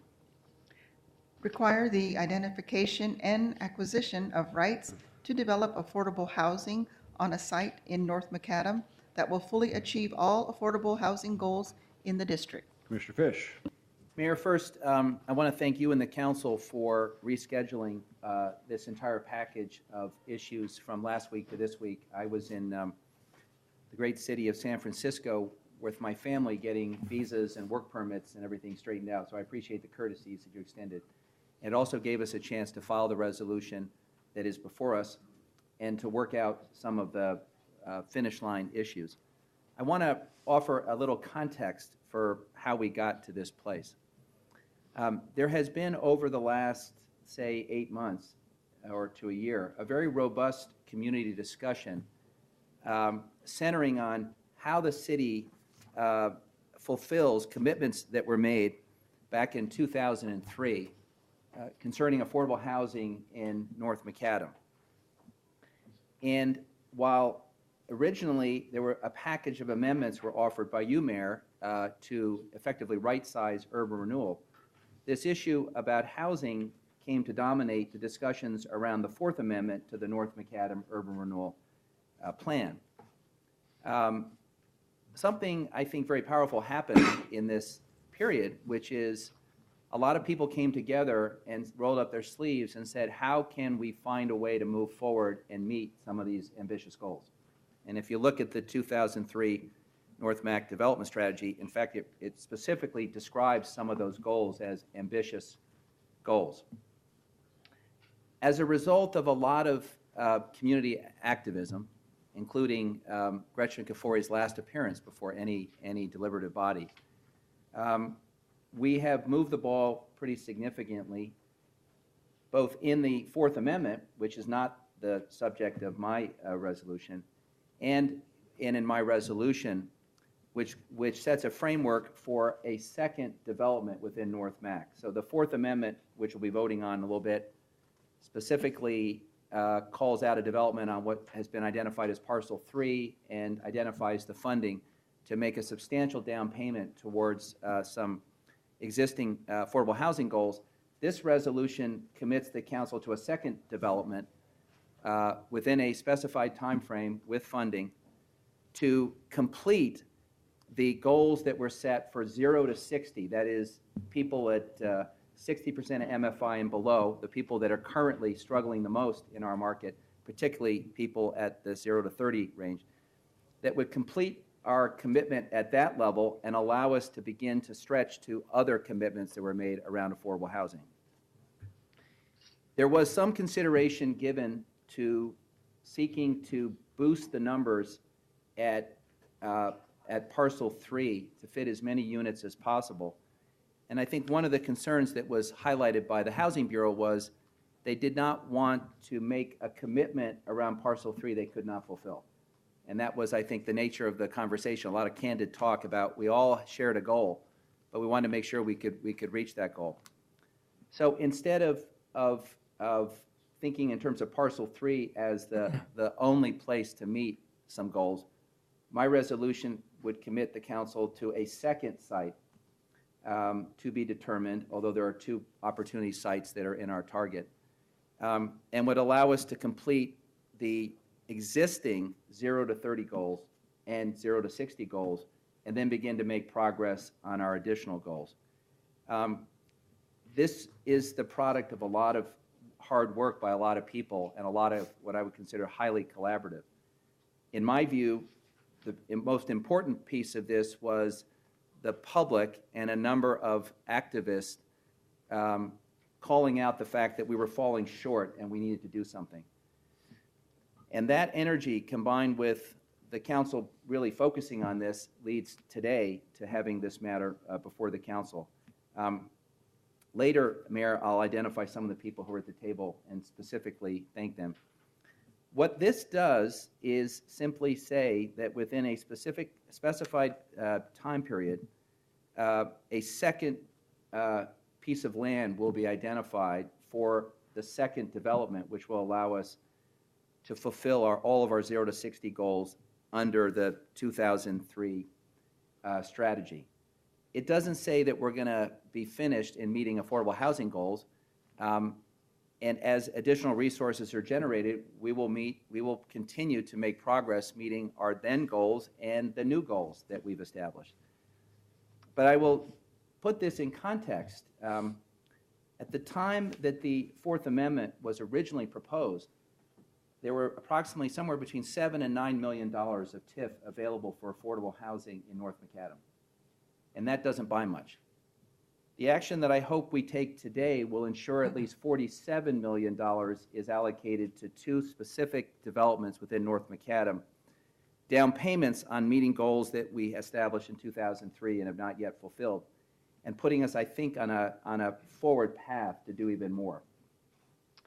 I'm happy to talk in detail about the resolution which has been filed, and I think, Mayor, we have an amendment that is going to be proposed. So perhaps at this point we should turn to Commissioner Novick. Okay. Commissioner Novick, you have an amendment? Thank you, Commissioner Fish. Thank you, Mayor. I do have a proposed amendment, which is basically rooted in an excess of caution. The second be it resolved paragraph now says that through second site acquisition and development, PDC and PHB will fully achieve all affordable housing goals in North Macadam as defined by the 2003 North Macadam Urban Rural Area Housing Development Strategy. I think that, what? So that's the way it reads currently, and I think that might be susceptible to an out-of-context interpretation that we will spend whatever money is necessary to achieve those goals, even if it's $1 billion. Now, in context, that's clearly not the intent. As the rest of the resolution reflects, the intent is that $47 million will be used to achieve those goals. But again, in an excess of caution, I mean, given that we have a limited amount of money, we have other needs in the district for transportation, parks at all, I'm proposing that the be it resolved be amended to read, now therefore be it resolved that through second site acquisition and development, PDC and PHB will use up to $47 million in TIF revenue towards achieving affordable housing goals in North Macadam as defined by, et cetera. Okay. So I'll second the amendment, Mayor, Okay. for purpose of discussion, and I'd like to just have a quick colloquy with the Please. proposer. So thank you, Steve, and thank you for clarifying that the $47 million is TIF resources. And I also appreciate the clarification, because there was I think a drafting error in my resolution. There was no way we were going to fully achieve all affordable housing goals on the second site. And I think we've become so accustomed to thinking in terms of the most pressing goals as 0 to 60 that we use it interchangeably with affordable housing goals. And the truth is that was not our intent. So as I understand your amendment, it simply says that for the particular project identified in the Fourth Amendment, which is in Parcel 3, and in the second project to be identified under my resolution, there is up to $47 million of TIF available to fund those 2 projects, and it makes no other changes to my resolution or to the Fourth Amendment. Exactly. So I'm pleased to second it. Okay. Other comments? And should we take a roll call to accept the amendment, and then we'll take public testimony? Fish, Aye. Saltzman, Aye. Novick, Aye. Fritz. Aye. Hales. Aye. Okay, amendments concluded, so now we can take testimony on the resolution. How about 13 people signed up? The first three, please come on up, are Joe Walsh, Mr. Lightning, and Charles Johnson. And they'll be followed by Debbie Iona, Leal Greenwood, and Margaret Bax.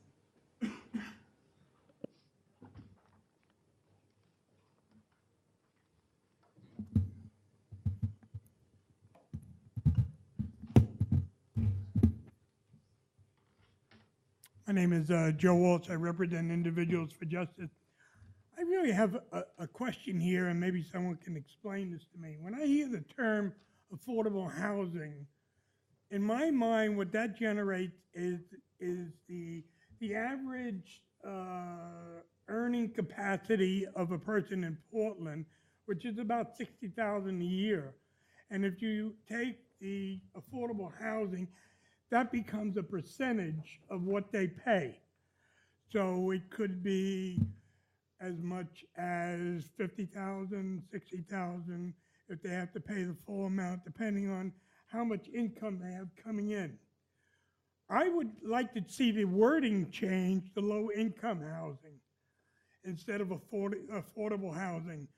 And that has at least the implications that we really care about people that are struggling.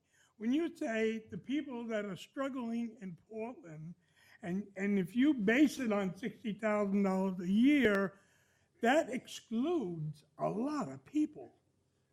So if you were to change the wording on this stuff to say low-income housing, that would incorporate people that are making minimum wage, that we all seem to be really worried about. And I find it offensive when I hear politicians use the phrase affordable housing because it's a con phrase. It appeases the liberals, doesn't upset the conservatives because the conservatives are really aware of what's going on. So I would like to see our progressive elected officials start to use wording that makes sense to us. So if you're going to argue that you are concerned about people struggling, then what about the people that are struggling on low income? Thank you. Thank you.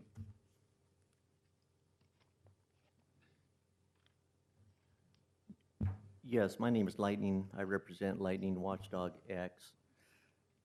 I do agree with Commissioner Novick's amendment on the $47 million and pointing out its TIF revenue resources. One of the things I do question, though, is that when you're stating to meet the goals on the remaining properties, whether it's an additional 1 or 2 parcels, I'd like to have a better time frame on exactly when you're planning on purchasing these additional parcels, because I don't want these to be purchased at such a late date that the values are going to be so high that it will begin to not really make any sense on the overall number. So I want to have this a little bit better understanding on your timing on committing yourself to a purchase agreement on the additional parcels. Another issue I have on the affordable housing issues is that I have a real issue on setting height restrictions on people that want to build additional units for affordable housing. I want developers to have the freedom to come in with ideas for additional affordable housing units and having their height restrictions negotiated upon them doing that for the public good. Again, we're looking at numbers here that are always estimates. We're looking at projecting out, and that's all great, but if we look at the current situation, we have a lot of people out there that need housing. We need to get them into housing, and we need to offer the developers incentives to do that. If we want to restrict them with the SDCs, try to add additional cost to them, if we try to restrict them in other areas, the developers are going to step back and say, it doesn't make any sense to me to look at this time.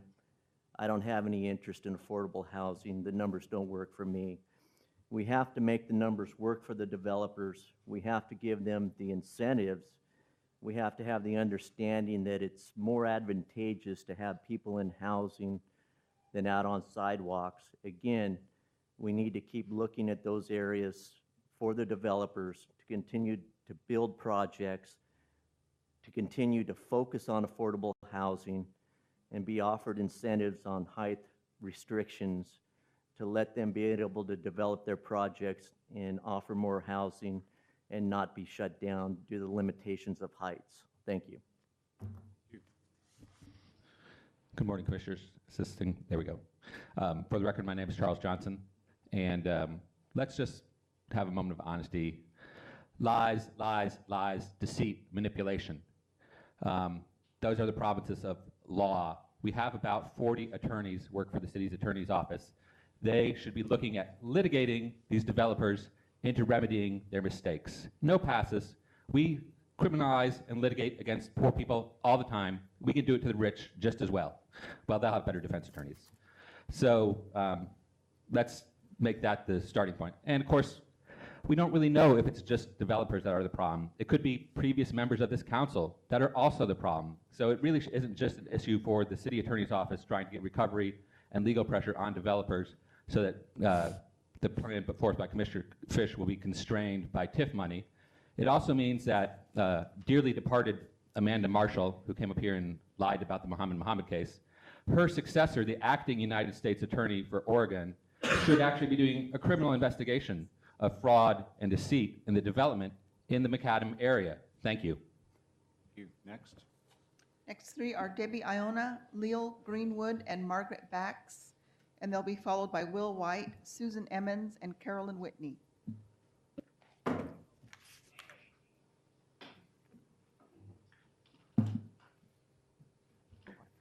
Good morning. I think you're first, Debbie. Okay. I'm Debbie Iona, representing the League of Women Voters of Portland. The League appreciates Commissioner Fish's efforts to give the public more certainty about meeting the North Macadam affordable housing goals. Unfortunately, the resolution does not go far enough.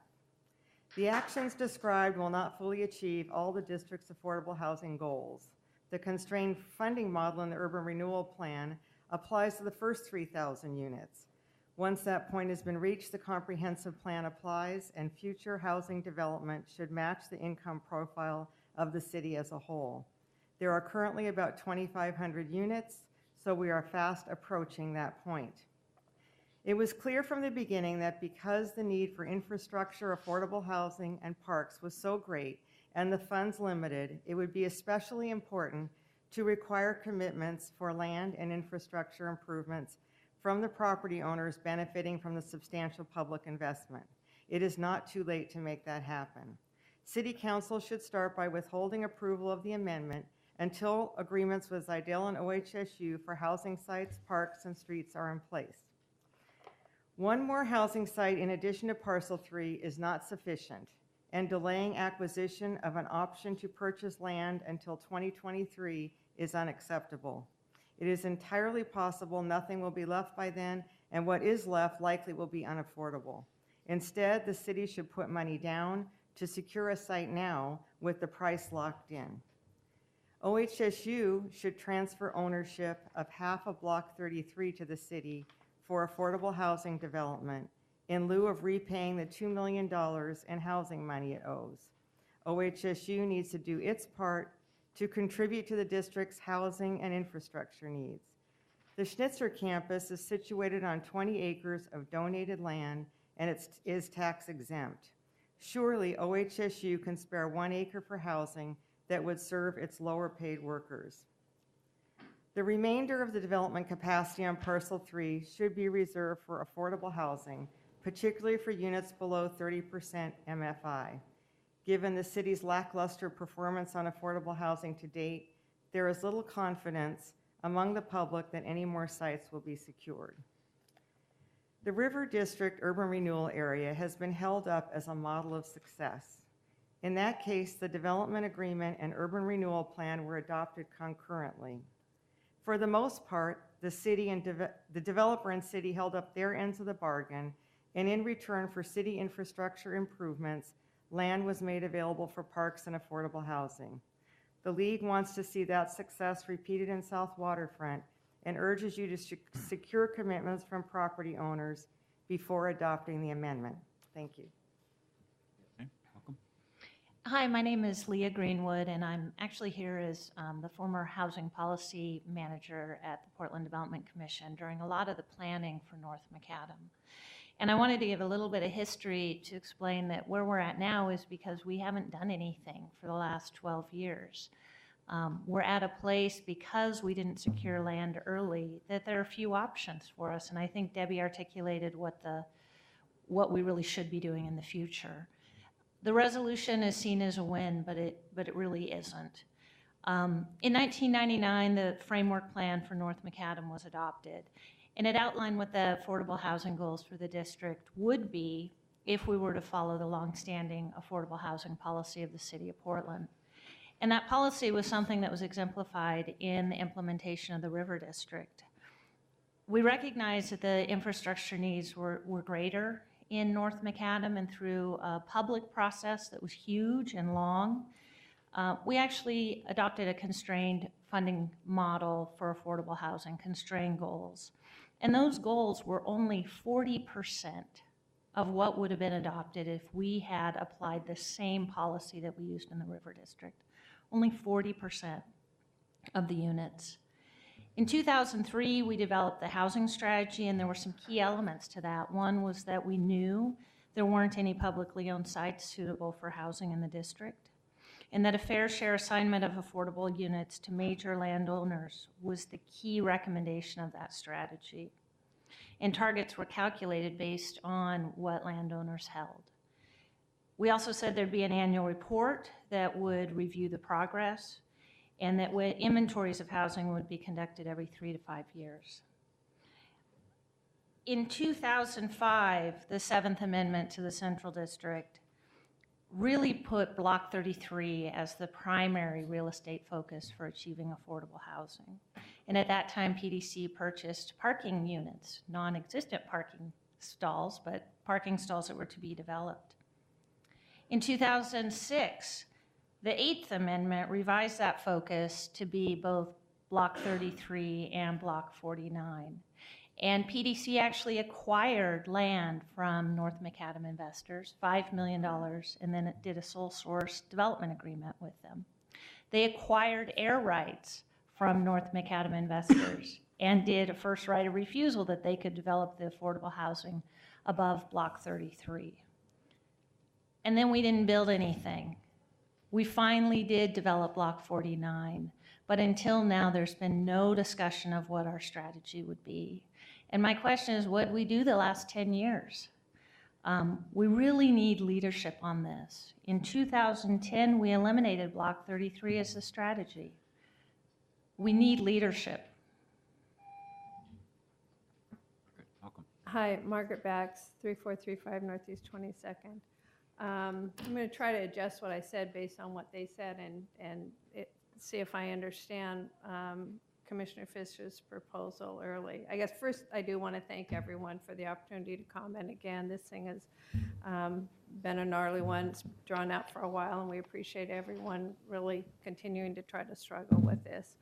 And Margaret, in fairness, you coined the word gnarly, and it was nice to have you use it in your opening remarks. Okay.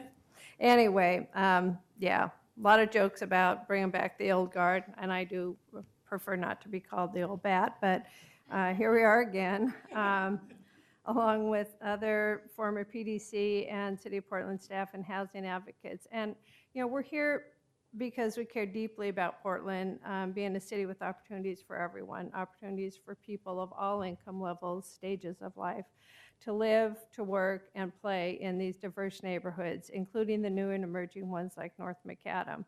I'm also here as a volunteer on the Home for Everyone Housing Work Group that's been working with the city and county staff over the last several months to recommend strategies to reduce homelessness in our community. Just last night, Mary Carroll, that works on homeless issues for County Chair Deborah Kafori, was telling me, you know, it's taken veterans, sorry, Gretchen comes back with me sometimes and I get a little emotional. It's taking veterans 40 days to find housing, even with vouchers, sorry, and down payments, because there just aren't enough affordable housing units. We have to increase that supply, and we need to be aggressive and strategic in using every housing dollar available. We're not here to pick on anyone, not here to pit funding for parks and streets against funding for housing. We're here to just remind you again of the commitments made by us city staff, city agencies, and previous councils, and we want to work with you to meet those commitments. These are commitments, again, that were made after extensive public input and process. We want citizens of Portland to know that commitments made in the past will be honored, and that the commitments made today by you guys are going to be honored by future city officials. We believe in government and want others in the city to trust and believe in government too. You know, we've been back and forth about the different number of sites, but you know, it's really not that. Can I have a little bit more? We're not that far away. You know, for the first 3,000 units that we're talking about, this constrained goal, we need 270 units more. For the second 1,000 units, you need 300 units. At 200 units an acre, that's a total of 520 units, which is basically 3 acres of land. You've got 2 acres at partial 3 if you choose to develop that all for affordable housing. You're currently in negotiations with another property owner for another acre of land. With that property, you could meet it, along with the funding that you've got and will expect to get in the future. You know, whatever percentage, there will be more revenue in North Macadam, just like there was in River District, probably a lot more. City Debt Office is very professional and very smart about underestimating some of those things. So I absolutely believe if we have the 3 sites, we can do it. If you don't want to use all of partial 3, the only site the city still has left for a full affordable housing project, then you need 1 more site. And I agree with Leah and Debbie that partial 3 is a good place to go. OHSU still owes you $2 million. We paid $6 million for it. At the time, some of us argued against it. I, for one, was very skeptical about it, but was told it was a great investment, that even if housing wasn't built there, if the parking garage wasn't built, that we would get not only the $6 million back, but we would get more back, that it was a good investment, a leverage against rising land costs. So, you know, I'm quite sure that the people who made the deal in 2010 weren't aware of all of those conversations or whatever, because not everything was documented or documents that people have read. But that's the kind of community commitment and community discussion that I'm referring to, that we remember very clearly. So, you know, you have your choices. You can either do all of partial 3 plus the one you're working on now, or take, you know, see if OHSU will transfer back that either Block 33 or another acre anywhere in their holdings, and you will have the sites to do the housing. With the money that you've set aside, with the TIF set aside, you will have the money and leverage those with the other housing resources, the vouchers. I think someone from the Housing Authority may be here today. They have lots and lots of vouchers that they can't get out because they don't have the sites. They don't have the place to put them. So we're so close as a community to put all these resources together. I'm absolutely confident that we could do it. And I thank you again very much for really trying to dig in and make this work, and for your staffs who have continued to struggle with this along with the rest of us for the last several months and years and decades, whatever, depending on who you are. Thank you. Can I just make, Margaret, before you go, just make one comment, because you've been absolutely critical to this process, and I just want to reaffirm a commitment that I hope we're going to make today with a unified council.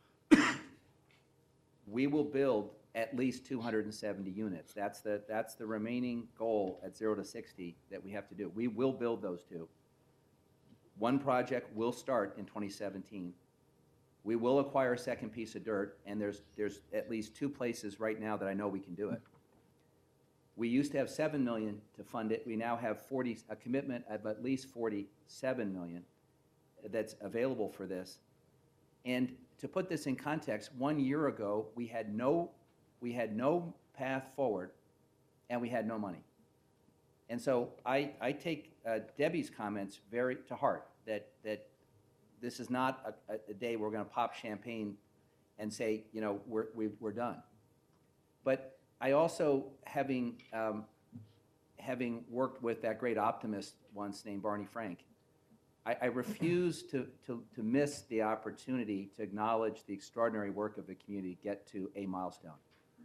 A year ago, we had no money and no path forward, and thanks to especially you two, I hope today with a big vote, this council is prepared to say at least 270 will be built, the money is there, and we'll make that commitment, and I guarantee you we have the sites to do this. So that's what your admonishment to us, and I appreciate it. And when the council votes today, we're going to be saying back to you that we make that commitment, and you've asked for it, and we're going to. And the resolution was drafted so that there could be no ambiguity that we are making that additional commitment. So. Thank you. Thanks, Margaret. Thank you all. The next 3 are Will White, Susan Emmons, and Carolyn Whitney, and they'll be followed by Ruth Atkins, Dan Valeri, and Jess Larson. Good morning. Go ahead, but you have to push the button on the microphone there. There you go. Good morning. My name is Carolyn Whitney. Mayor and Commissioners, I appreciate the opportunity to speak today. I feel like I should apologize because I didn't know about this meeting until last night, so I don't feel very well prepared. And also, I hope that I don't speak as an opponent to low-income housing, because I really believe in that. But I urge you to approach this with democracy. There was a speaker before me that talked about having people work together to figure out how to implement housing, and I really think that's true. So I am speaking for myself today, a resident at the Strand, and I pay $7,000 a year for taxes for 1,200 square feet, and I know that a lot of that is going to go for low income or affordable housing, and I think that's great. I have strong feelings about the need for having that in the city. I helped a woman whose family was living in a car, who was struggling and earning her way through law school to get a job at Bonneville Power, a very good job, and so I really care for those people. My problem is, and I think the problem of some of the residents at the Strand, is we confuse the security along the riverbank, the gem of really Portland, and the people who are using drugs and prefer to live on the street. We get confused, I think, about whether or not those are the low-income people. And so we need somebody to come and talk to us about who are these people that are going to be moving in, if it's low-income citizens, you know, older people, if it's students at Portland State that have a family and they're struggling. They're welcome for sure, and we'd like to help you cite them in our neighborhood. But it's with all this confusion and apprehension that we're being informed by the newspapers about this coming in, and we don't really know about that. We don't know if we should be concerned about our safety or not. So I think it would be advantageous for some of your staff or somebody to come and talk to us so that we can be welcoming the people that are coming in. And the other thing I'm concerned about is the resources. If we have the right resources for people, 500 people, 200 people, I don't really know how it's going to be. So it sounds like I have the tone there that I need to stop talking. But I was wondering if I could ask a question here. The 2 additional sites that are being considered, could you tell me where those 2 sites are? Yeah, actually, can I first respond to your first comment? Dan, would you stand and raise your hand for a second? we have the executive director of REACH CDC here, and you asked what might this look like? Well, we don't have to give you a hypothetical. The only other affordable housing development in your neighborhood is operated by REACH, and it's a little bit to the south of where you live currently. And I would say that, and Dan, let me take a liberty on this if I could. If you'd connect with him before you leave, I think the first step is to go see what he's doing, because the building that that REACH operates is going to be quite similar to what is contemplated closer to your neighborhood. And I will tell you that we get lots of complaints at City Council from people for all kinds of things. We do not get complaints about the folks who live at Gray's Landing or the way it's operated. And I think it'll go a long way to allaying some of your concerns if you see how REACH operates its development. And then we can follow up with answering your questions. In terms of sites, there are a couple of sites that are under consideration. One is called Harbor-Nado. It's not the preferred site. And there is currently a negotiation underway with Mr. Zidell and the Zidell Property Group. And they've identified a piece of dirt in their footprint which the city could acquire. So those are two candidates for what would be the total development in South Waterfront, which under my resolution, the dirt has to be acquired between now and 2022. So the site is not where the substation currently is? That's not under consideration? No. Well, that site is, yes, that site is slated for development. Parcel 3 is the site that's in the amendment. So if you want to get in touch with my office, I'll make sure the Portland Housing Bureau involves the Strand residents in that decision. But yes, parcel 3 is the first parcel that will be developed for affordable So housing. parcel 3 includes the land that's currently empty as well as the substation land, is that right? Well, I don't think it includes the substation, but it includes the adjoining land. Okay, okay. We can definitely follow up with you and get you more information. Yeah, if you want to get in touch with my office, we'll make sure that. Okay, and I think that it would be important to have a conversation with the businesses that are along the Esplanade. I've talked to a few of them, and they have no idea what's happening. Good suggestion, thank you. Mr. White? Thank you, Mayor Hales. Good morning, Mr. Mayor and members of City Council. It's good to be before you again. At last month's council... Put your name in the record, Will. Just Pardon? put your name in the record. Oh, I'm sorry. Will White, former director of the Bureau of Housing and Community Development. At last month's council hearing, I testified about a history of broken promises in the North Macadam URA with regard to housing. I also outlined the steps the city could take now to turn the South Waterfront District into a truly mixed-income neighborhood, rather than one affordable only to middle and upper-class Portlanders. My key points then were the following. Utilize Parcel 3 for maximum development of affordable housing. Stick to the goal committed to in 2003 that housing after the first 3,000 units will match the income profile of the city as a whole. And to do this, acquire sites now. As you know, the city is currently 270 units behind the promised production of affordable housing in North Macadam. And by the time Parcel 3 is developed and 4,000 units total have been built in the district, the shortfall would be 570 units less whatever is developed on Parcel 3. To develop 570 homes, we need approximately 3 acres of land. If all of Parcel 3 is used for affordable housing, just 1 more acre would be required to reach existing targets. If only half of Parcel 3 is used for affordable housing and the balance for other housing, we would need 2 more acres. Those sites should be secured now before they become even more expensive. They don't need to be developed now because we don't have the funds to secure and develop. But locking up those sites is critical. That's what we failed to do in the past, and what leaves you having to confront the difficult bind you have now of trying to find sites where these goals can be met.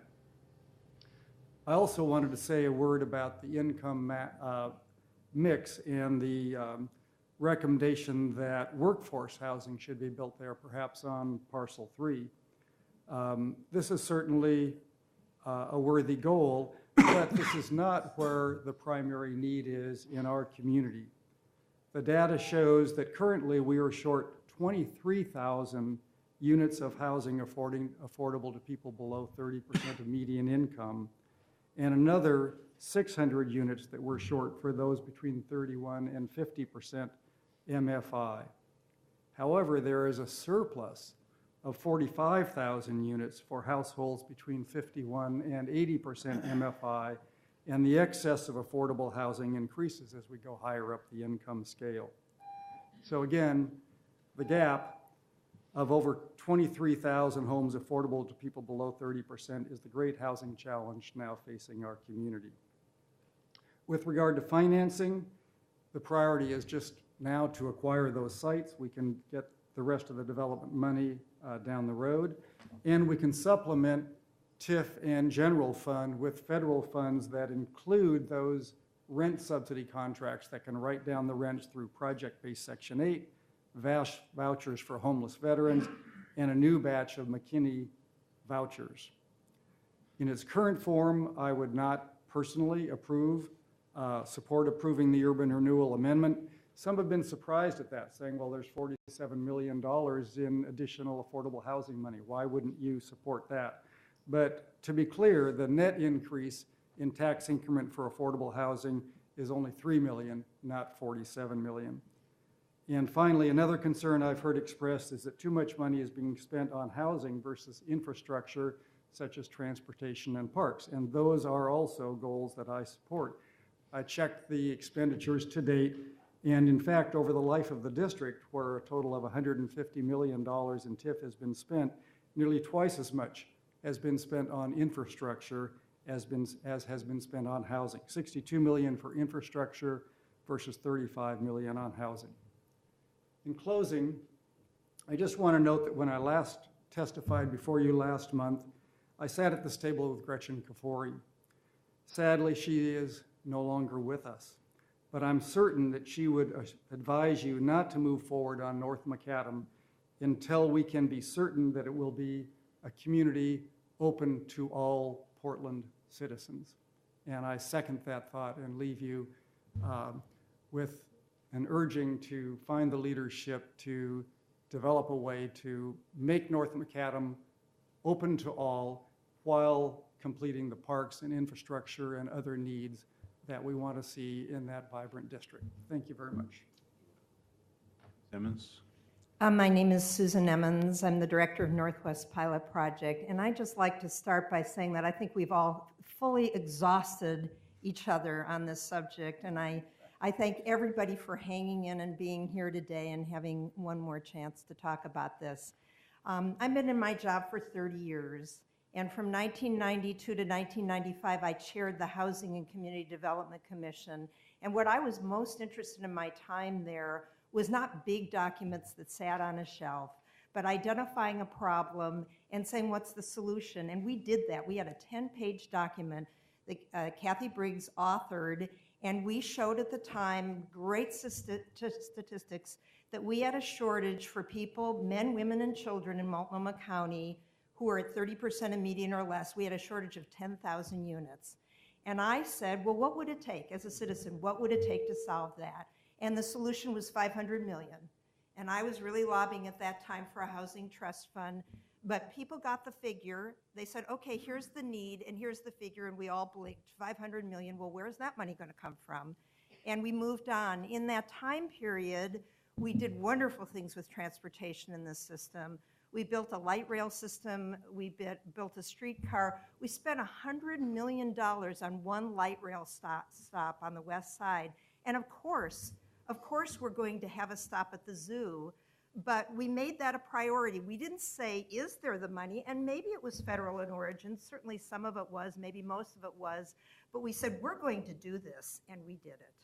So I think that when we come to North Macadam, I think that our thought was, with the River District and North Macadam, we're not going to get housing for people, the poorest of the poor, in Eastmoreland, in Willamette Heights, and Irvington. Those were built neighborhoods.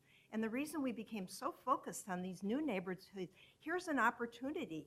Not that it's going to be all for the poorest of the poor, but a segment, a fair share. So I think now we come down to parcel 3. I'm excited about it. I would really encourage you and everyone in charge not to be reluctant. I can stand on the corner of Southwest 12th and Clay and look in eyesight at over 500 units that are affordable to people at 30% of median or less. The Roschnitzer Tower, Hamilton West, Peter Paulson, 12th Avenue Terrace, Gretchen Kafori Commons. I think you can do decent housing. It can be beautifully managed. It can be a good neighbor. I'd love to tour you and anyone from the Strand through any of these housing. So I say, let's get 200 units on parcel 3 for people at 30% of median. Because as Will said, fast forward from 1995, a shortage of 10,000 units, to 2015, we have a shortage of 23,000 units. We desperately need this housing for the most vulnerable people in our community.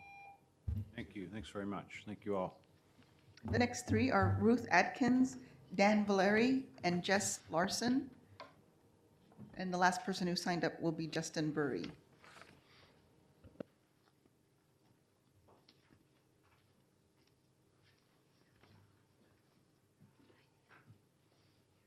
Good morning. Good morning. Just push the button on the base of that there, Dan. Good morning. Thanks for taking all this testimony today. I'll try to be brief because you've heard a lot already, but Dan Valier, Reach Community Development, owner-manager at Gray's Landing, and many other affordable apartments around the city, and affordable housing, to define it, which is important. At Reach, that means all of our housing is affordable to households with income below 60% of median, and many are affordable to households below 30% of median, depending on the building and the apartment. So again, to start with the positive, I mean, I have been struck here the past almost 2 years. Portland does have a longstanding commitment to mixed income communities and being inclusive, because a lot of progress has been made. You just heard Susan Emmons talk about some of the examples of that. That's to be celebrated, and also been struck by the fact that there are many strong people and organizations working on housing in Portland. You don't all see in cities. I'll highlight even the Housing Authority, which in some cities the Housing Authority is a big problem, and here it's not. You know, we have one of the most innovative housing authorities in the country. I mean, I've heard that time and again when I'm in other cities. So we have a lot to build on, and that's really good. And then I would say the progress that's been made the past few months here with Parcel 3 is also really good, and so thank you. Really thank you for making the progress.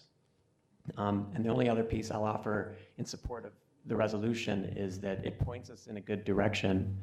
I think what still isn't in the resolution and is a fundamental piece is what's the monitoring process, what's the tracking process we're all going to use so that we continue to move forward, you know, after the first win here, because that, from what I've heard from the many who've testified, who have been here longer than me, that's what often has made the difference, is there was forums, there were processes so that progress could be tracked, and private individuals, private organizations, public sector could work together to come up with a strategy and make it happen over a period of years. So thank you. Thank you. Morning. Good morning, Commissioners, Mayor Hales. Thank you again for taking this testimony. It's good to be here with my colleagues, and I echo many of the sentiments that have been shared this morning. Name in the record. My name is Jessica Larson. I'm the director of the Welcome Home Coalition. And this morning, I guess I just want to add to the conversation 2 points from the perspective of my current work and the perspective of my past work. Currently, leading up the Welcome Home Coalition, our work, we're an organization of 75 local nonprofits working to address the affordable housing crisis before our city and metro region. And my first assignment was to convene a survey of how other cities are funding affordable housing with local revenue strategies. Clearly, federal resources, state resources are not going far enough everywhere. Cities around the country like ours are in the midst of this housing crisis. And what could we do? And unfortunately, what we find is a list of revenue mechanisms that are preempted in Oregon, preempted at the state level. And here we are with the TIF set aside, which was an enormous win about a decade ago for affordable housing advocates and has brought a lot of revenue, $150 million to Portland for affordable housing development. Unfortunately, that revenue is limited to use in only our urban renewal areas. And so here we are working to find new solutions for affordable housing, because clearly this conversation is evidence of the fact that our TIF set aside, while wonderful, is not going the distance to meet the need of our affordable housing crisis of our 20,000 unit shortage in the Portland area for families and individuals with less than 30% income.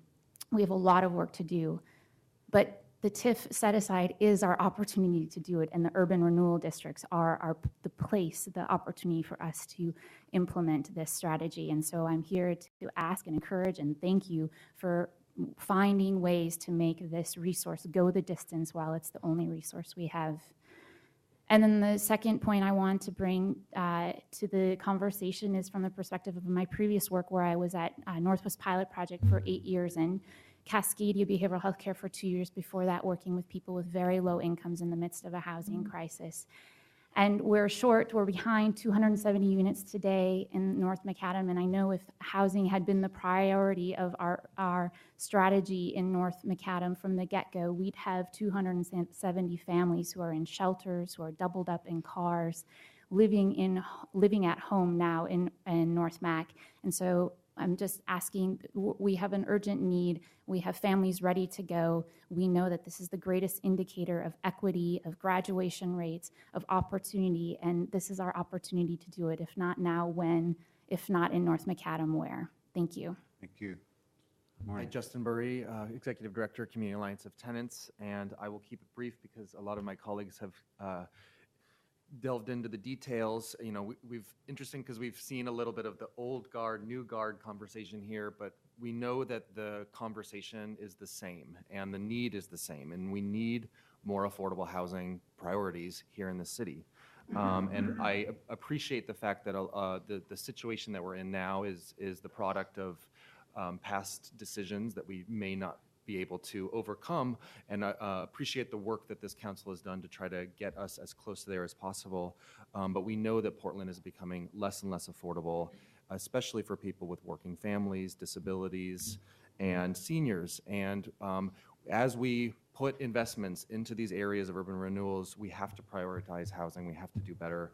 On our end at the Community Alliance of Tenants, we hear on the Renters' Rights Hotline astronomical rent increases, and there is such a dire need for people to find and keep affordable housing, and the private market will not provide enough. We need more investments, we need more priorities, and even people that can afford some of the private markets are still having trouble getting into housing just because of the competition that's out there and the fact that the vacancy rate is so low. And we've come up short year after year, again and again, on these commitments that we've made. And we need to do better. We need to hold ourselves to the commitments that we have set. Like Jess mentioned just a second ago, if not North Macadam, where? If not now, when? We've put millions of dollars of investments into these areas with great redevelopment and parks and transportation. And if we're not providing enough housing opportunities across the income scale, then how equitable are these investments? How successful are these investments if the people that live and work and contribute to the city don't have enough opportunity to live there? And we really can't build our way out of this housing crisis with mostly private development. The more private development we build, that actually creates more of a need for affordable housing. And we, as a community, can look forward not only now, but in the next coming years and see what we can do about prioritizing affordable housing. Thank you very much. Thank you. Thank you all. That's all who signed up. Anyone else want to speak on the resolution? Then let's take Can I ask a question? Sure. So we're going to vote on the resolution, then we're going to go through the amendments? Yes. And, all right, so each of us will decide how we want to allocate the time, but we're going to get, in essence, because we have the Fourth Amendment vote. Is it your intention to bring the Fourth Amendment vote up first? No, I was going to take them in order and give everyone a chance to speak. I plan to speak at the first one and then not after that. Okay. Roll call, please. On 340, Yes. Fish? Well, I deeply appreciate this hearing and the inspiring testimony from so many friends and advocates. And I was reflecting on the constant refrain about the past, the present, and the future. And I don't have the power to change the past. We do collectively have the power to change the future. And I honestly believe that the path that I hope we together choose today as a council puts us on a much more solid footing going forward. We would not be here had it not been for all the advocates who stepped up and said, we've got to do better. And I said last time how inspired I was personally by Margaret Bax stepping up, and Debbie Iona, and Susan Emmons, and all of the people that literally built this movement and have sustained it. But the person who inspired me the most was Gretchen. Because Gretchen came to this chambers when she was at the end of her life. And none of us knew how grave her illness was when she was here. She did not look like herself. And she was had difficulty moving and was obviously in pain. And it was literally the last time she went to a public forum and said something about essentially the life cause that she championed, which was people in poverty and holding government and people in power accountable to do something about it. This Saturday, there will be a memorial service, and we'll all get a chance to reflect on how she impacted our lives. I can't begin to catalog or describe all the ways that she impacted my life. But I found her words at the last hearing so inspiring that I just want to close with what she said. She said, "I'm Gretchen Kafoury, retired, I thought." She didn't say that she was at the very end of her life. "I'm here today like the ghost of Christmas past.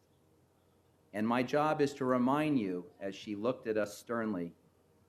"I'm Scrooge, by the way," she said, laughing. "And everyone that has had to work with me and for me knows that's the truth. And the reason I feel like the Christmas past reminder is relevant is that commitments that we have made have not been kept. Believe me, I know how hard this is. I still don't think it's enough.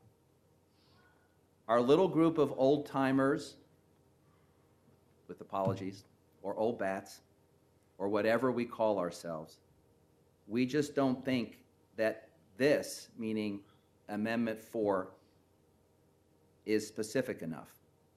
There isn't enough agreement as to what will be developed and when it will be developed. And we want to see more of the specificity. I am just begging you to reserve this very critical tool. Like it or not, it is a critical tool that the city has to finance affordable housing. Use it wisely. These are precious resources, and you have the power to use them wisely." The last words that she spoke in her very public life was to tell us that it was her job to remind us. And each of you who've testified today in your way have reminded us that we have a commitment that we have not kept. A year ago, there was no path forward to meeting the goals of 0 to 60 in this district, and there was no money to fund it. Today, through the combination of the Fourth Amendment to the Urban Renewal Plan and this resolution, we have a commitment of this council to meet and exceed the 270 unit gap. We have at least $40 million of new resources, and we are confident we have the work to build this housing. But as Gretchen would say, that's not enough. But it helps start.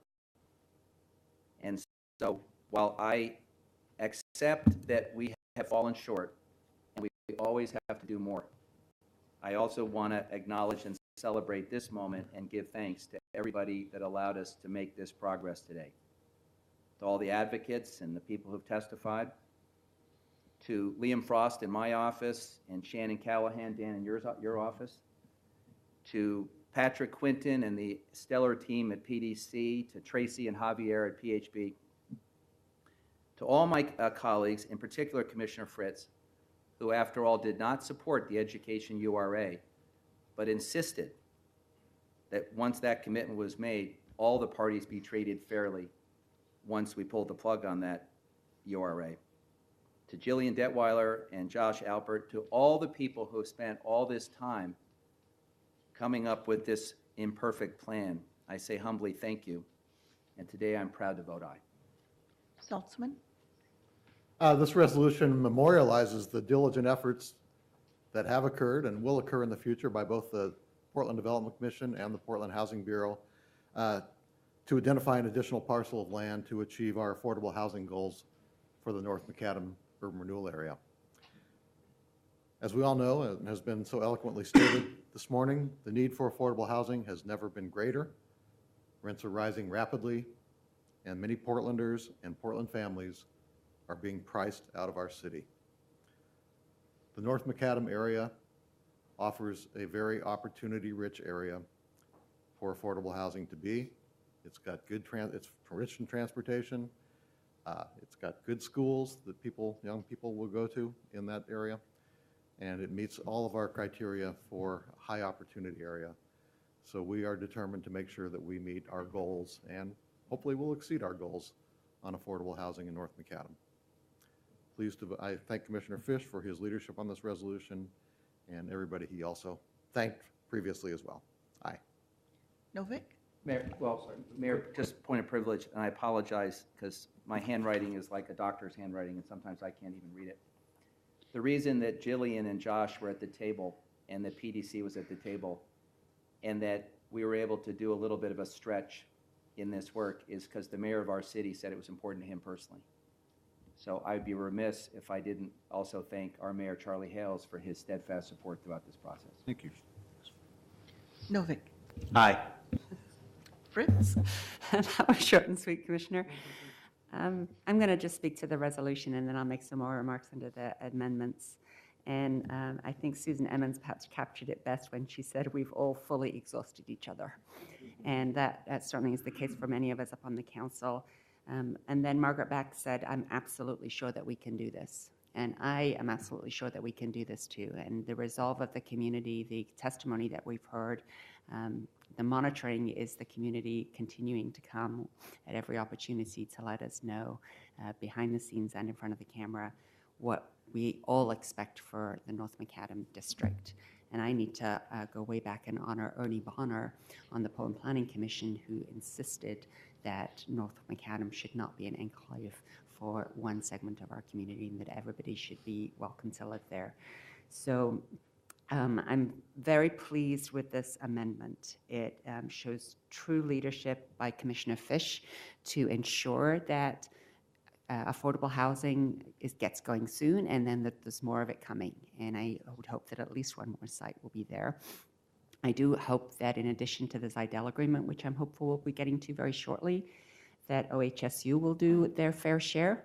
I misspoke in the last hearing and said that the taxpayers had spent $57 million on the tram. It turns out, thanks to Andrew Thien, the Oregonian, who pointed out we only spent $18 million on the tram. That was a significant investment in infrastructure, which I have to say has helped the North Macadam district to grow to be what it has been, and was quite visionary, but it was also quite expensive. And so a lot of the infrastructure that has been put into North Macadam so far has been the streetcar and light rail and the tram. So we do need to continue to look at all of the other needs to make this a complete neighborhood. And thanks to Commissioner Fish graciously accepting the amendment proposed by Commissioner Novick, and thank you, Commissioner Novick, for your leadership on that, to, at the very last hour, bring the council together, the both of you, to find something that we can all support, recognizing that we still have work to do. This is not the last hearing on North Macadam ever. I think there will be another hearing very shortly with a development agreement with Zidell, and I believe we can do it. So thank you for that, and thank you, Mayor, for sticking with it also. Aye. Hales. Well, I want to thank you, Commissioner Fish, and Commissioner Novick for this morning's particulars, and all of us as a council for working together on this issue with a lot of people in the community who care passionately about it. And I think we have gotten to a good result. I also appreciated the reminder that you made, Commissioner Fish, that without the proposed URA amendments that we're about to act on, the North Macadam District would be running out of money. So it's really important that we remember the larger context, and we're going to be getting to that shortly, of what we're about here. This resolution, I think, does give us the additional clarity about our implementing strategies for affordable housing. The specificity that Gretchen came here and asked us for, I think, is now before us, and I'm very pleased to support this and vote aye. Thank you. Resolution. And now, I think that was as amended, or? Yeah, that we already voted on the amendment. Yeah, so. Okay, thank you. So we're there. Good, thank you. Thank you all. Okay, now let's move to items 334 through 339, and why don't you read them all? 334, approve the 11th Amendment to the Central East Side Urban Renewal Plan to add plan area and projects, extend the duration of the plan, and increase the maximum indebtedness. 335, approve the termination of the Education Urban Renewal Area Plan. 336, adopt the 4th Amendment to the North Macadam Urban Renewal Plan to add to the plan area, add projects, and extend the time frame of the plan. 337, approve the 11th Amendment to the Airport Way Urban Renewal Plan to reduce plan area by approximately 970.5 acres. 338, approve the 2nd Amendment to the Willamette Industrial Urban Renewal Plan to cease collections of tax increment. And 339, approve the 4th Amendment to the amended and restated River District Urban Renewal Plan to reduce plan area by approximately 36.4 acres. Thank you. These are all second reading items. We'll proceed in a moment with voting on them, but since it is a package, I want to take a moment, and I want to give my colleagues a moment, if they'd like, to talk about the package as a whole. First, let's remember that the purpose of this group of ordinances is to right-size urban renewal, to target urban renewal for where it actually will make a positive difference, and to be responsible to the city's general fund and to our other taxing jurisdictions, the county and the schools, about where we do and don't sequester their people's tax revenues into urban renewal. I think that urban renewal is a great tool as long as we use it appropriately and not as an ATM for this or that, but as a focused effort to create place and to create shared prosperity. Creating efficient employment districts and livable neighborhoods is what this tool should do, and when we do it right, it pays back the investment or the foregone tax revenues many-fold in future tax revenues from better places. We have used this tool very successfully in Portland. In fact, so successfully that now we have this opportunity to declare victory in some areas and put that value that was created back on the tax rolls for schools and for the county and for the city's general fund. When I took office 2 years ago, I asked the Portland Development Commission, who's the keeper of this system, to re-examine the boundaries and the duration and the purpose of all of our 17 urban renewal areas. And this package now represents the first comprehensive review and reform of urban renewal. In May of last year, almost a year ago, I brought to the council proposed amendments to 6 urban renewal areas. The council affirmed the general direction and asked for more public outreach, and we obviously and certainly have had it. The package before us today has the support of an advisory committee, the PDC board, and the Planning and Sustainability Commission. I think Chair Baugh is here. The council obviously has heard extensively from the public on this package, which returns $800 million in assessed value to local taxing jurisdictions, increases the resources for affordable housing, and advances the implementation of our affordable housing goals, and helps achieve the potential of new station areas in the Central East Side and the South Waterfront. Let me make some specific comments about a few of these areas. Regarding the Central East Side, the area around the Clinton Max station is a problem. There's essentially no activity at street level. There's poor pedestrian access. There's underutilized public facilities. There's some emergency facilities and some unreinforced masonry building, all on a $1 billion light rail line. It's a terrible place to wait for a train today. If we do this right, it'll be a great place sometime soon. And realizing that potential will take more than TIF, but TIF's a part of the mix. Airport Way, it's a great success. and we're able to substantially reduce the area of that urban renewal area and put 970 acres of it back on the tax rolls. Sometimes, again, we speak about these abstractions. Go, as I've done, and stand on the floor at Leatherman Tool and see the amazing amount of employment and the amazing diverse workforce that's operating there, because this is an urban renewal area that's working and has created a lot of jobs. It's not done yet, but it's done enough that we can move this much of the value back onto the tax rolls. Regarding the Willamette Industrial Urban Renewal Area, 1,800 acres going back on the tax rolls in an area which, again, is creating a lot of job growth even today, and will continue to provide a lot of job growth even without the tool of the URA there. When it comes to the education URA and the North Macadam District, again, I want to thank our partners at Oregon Health Sciences University and Portland State for working through some very complex issues and getting to a good outcome here. We're going to focus our relationship with PSU and with OHSU on the catalytic opportunities that exist in this district and that are so exciting, and we want to be good partners for them.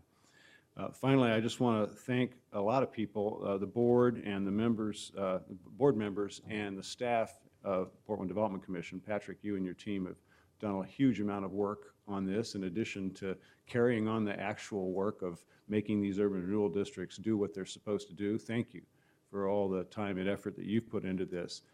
Andre, if you're still here, the members of the Planning and Sustainability Commission, again, for their work on top of a lot of other requirements that we load onto those amazing volunteers who spend way too much time in public meetings. Jillian, Matthew, Josh, members of my staff, thank you for all the work that you've done on this. So I'm looking forward to us taking action on this package today. I'm very proud of this moment. I spent a lot of time talking to voters a couple of years ago who said, you know, I believe in what the city is trying to do with urban renewal, but it needs to be properly focused and right-sized, and I think that's what we're doing with this package. With that, let me offer my colleagues any chance to make any comments on the package as a whole, and then move on to the roll call vote if you're ready to do that. I'd just like to say that the idea that we are returning value to the tax rolls is very important, and it shows a great deal of restraint on behalf of the mayor and the city.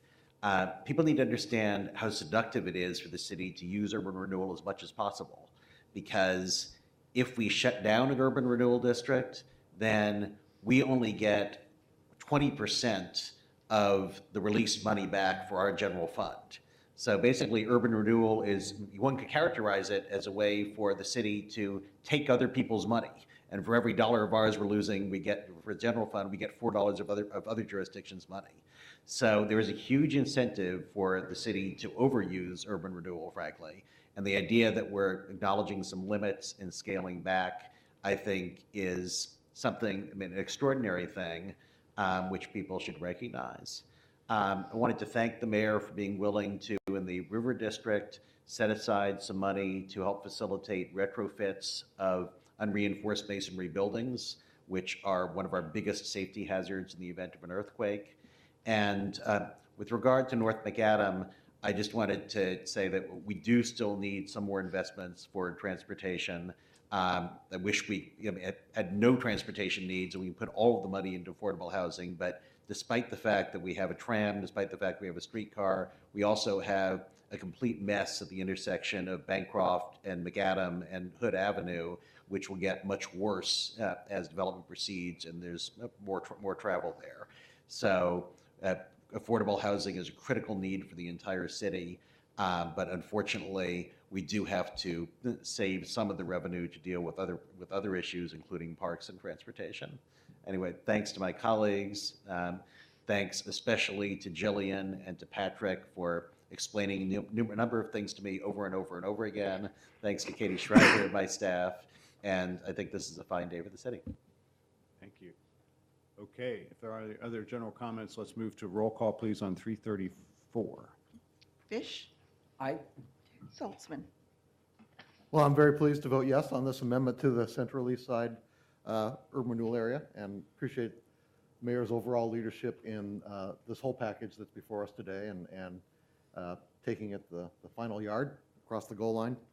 The inclusion of the land in the Clinton Triangle and a firm guarantee that the Fire Bureau, Portland Fire and Rescue owned land will be affordable housing, I think ensures that we will be able to bring another affordable housing project to inner southeast Portland.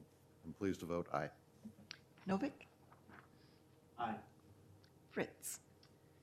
So the reason for urban renewal districts is to redevelop lands that are blighted, underutilized, and depreciated as a result of that blight. This urban renewal area, the Central East Side Industrial District, has been in existence since 1986 to eliminate that blight. It's a good year for me. That was when my firstborn son was born. He's now 28. Tax increments financing money has been directed to projects like the streetcar and the East Side Esplanade. And it's not entirely clear how much blight has been actually eliminated in the 28 years of the existence. This amendment adds $21 million to maximum indebtedness for a new total of $126 million. That's a 20% increase in maximum indebtedness. And the local taxing jurisdictions will take a hit. And to echo what Commissioner Novick just said as far as who we're taking money from, $500,000 from Portland Community College, almost $10 million from Portland Public Schools, about $8.5 million from Multnomah County, and about $9 million from the rest of the city's taxpayers. This money foregone from the taxing jurisdictions and the amount of reinvestment coming back at $21 million doesn't justify the expansion, in my opinion. With the extension, the URA will start paying off for taxpayers in 2051, when I will be 93. There are two major property owners that benefit. One is a corporation, the other is the city that owns the old fire station at 3.32 acres.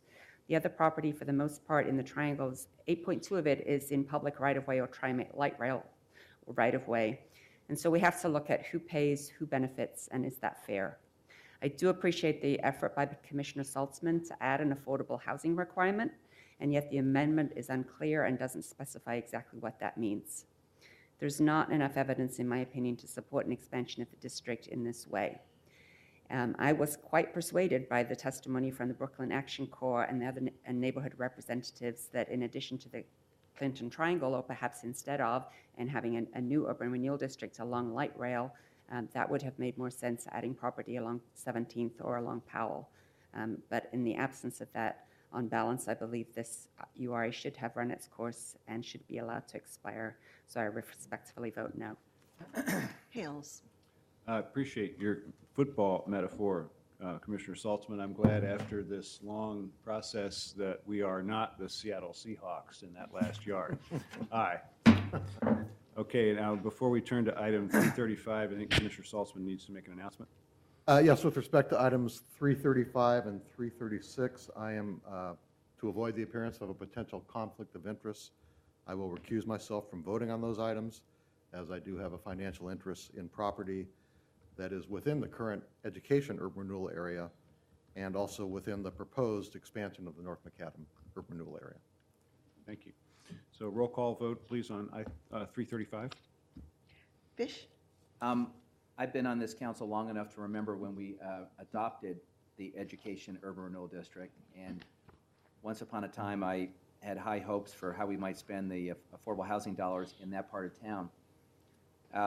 When it became clear that we were going to pull the plug on that district, the primary consideration that I had was that Portland State University be treated fairly, because we had in fact made some commitments to make some joint investments to help grow out the university district, which I think we all acknowledge is extremely important to Portland's future. Thanks to the robust discussions and negotiations that ensued, in fact, Portland State felt at the end of that process they were treated fairly, and that was very important to me, that having once made a commitment that we would partner with them, that in pulling the plug on Education URA and expanding North Macadam, we would keep faith with some of the commitments we had made. So on that basis, I will vote aye. Novick? A little off topic, but in defense of Pete Carroll of the Seattle Seahawks, it was throwing a pass was perfectly reasonable. Marshawn Lynch was not automatic from the 1-yard line. The Seahawks were just victimized by a brilliant defensive play. Aye. Fritz. Once again, we have a significant disagreement, Commissioner Novick, and we would need to watch the video again. Terrible call. Anyway, back to this. to continue on the theme of the money, because it is all about the money, significant sums will be returned to the taxing jurisdictions as a part of this termination over the life of what this district would have been in 2043 or 44. So $216 million coming back to taxing jurisdictions, of about, which of that about $63 million is returned to the city over that lifespan. And this is a good thing that the mayor has revisited, which is partly what I said when I was opposing it in 2012 in the first place. So I didn't oppose the education URA because I considered a lack of blight in the area and that too much money for too long was going to from the local jurisdictions. But when at the vote, I said that I would support any decision made by the rest of the council and would then work to make the education URA successful. I think probably most of us, when we are in the minority, we hope that we were wrong in our convictions. We hope things turn out better than we feared. So it's now under the mayor's leadership, and I think this was one of the first things that he started work on when he became mayor, was looking at can we get there under a different route. And he also was very committed to supporting Portland State University as our urban university, as am I. And I believe that this revised plan better meets the intent of the council and certainly better meets my goals for urban renewal districts. So thank you, Mayor, for your leadership on this. Aye. Hales. Aye. Okay, 336. Fish. We're on 336? Yeah, I would like to, I don't think Andre Ball is here or anyone from Planning and Sustainability, so I would like to at least acknowledge that because of their advocacy, we did bump up the target for the set aside for affordable housing under this original amendment above 30%, which as we know was always a floor, to a blended rate of 42%. And that was because, in part because Planning and Sustainability said that there was such an urgency, they wanted to see more money and they wanted to see the money front-loaded. And so I'm deeply appreciative that Andre and his leadership at the Portland, at the commission led to the city adopting that framework and significantly increasing the dollars that will be allocated affordable housing for the life of this district. Aye. Novick. I just realized that I have a really stupid procedural question.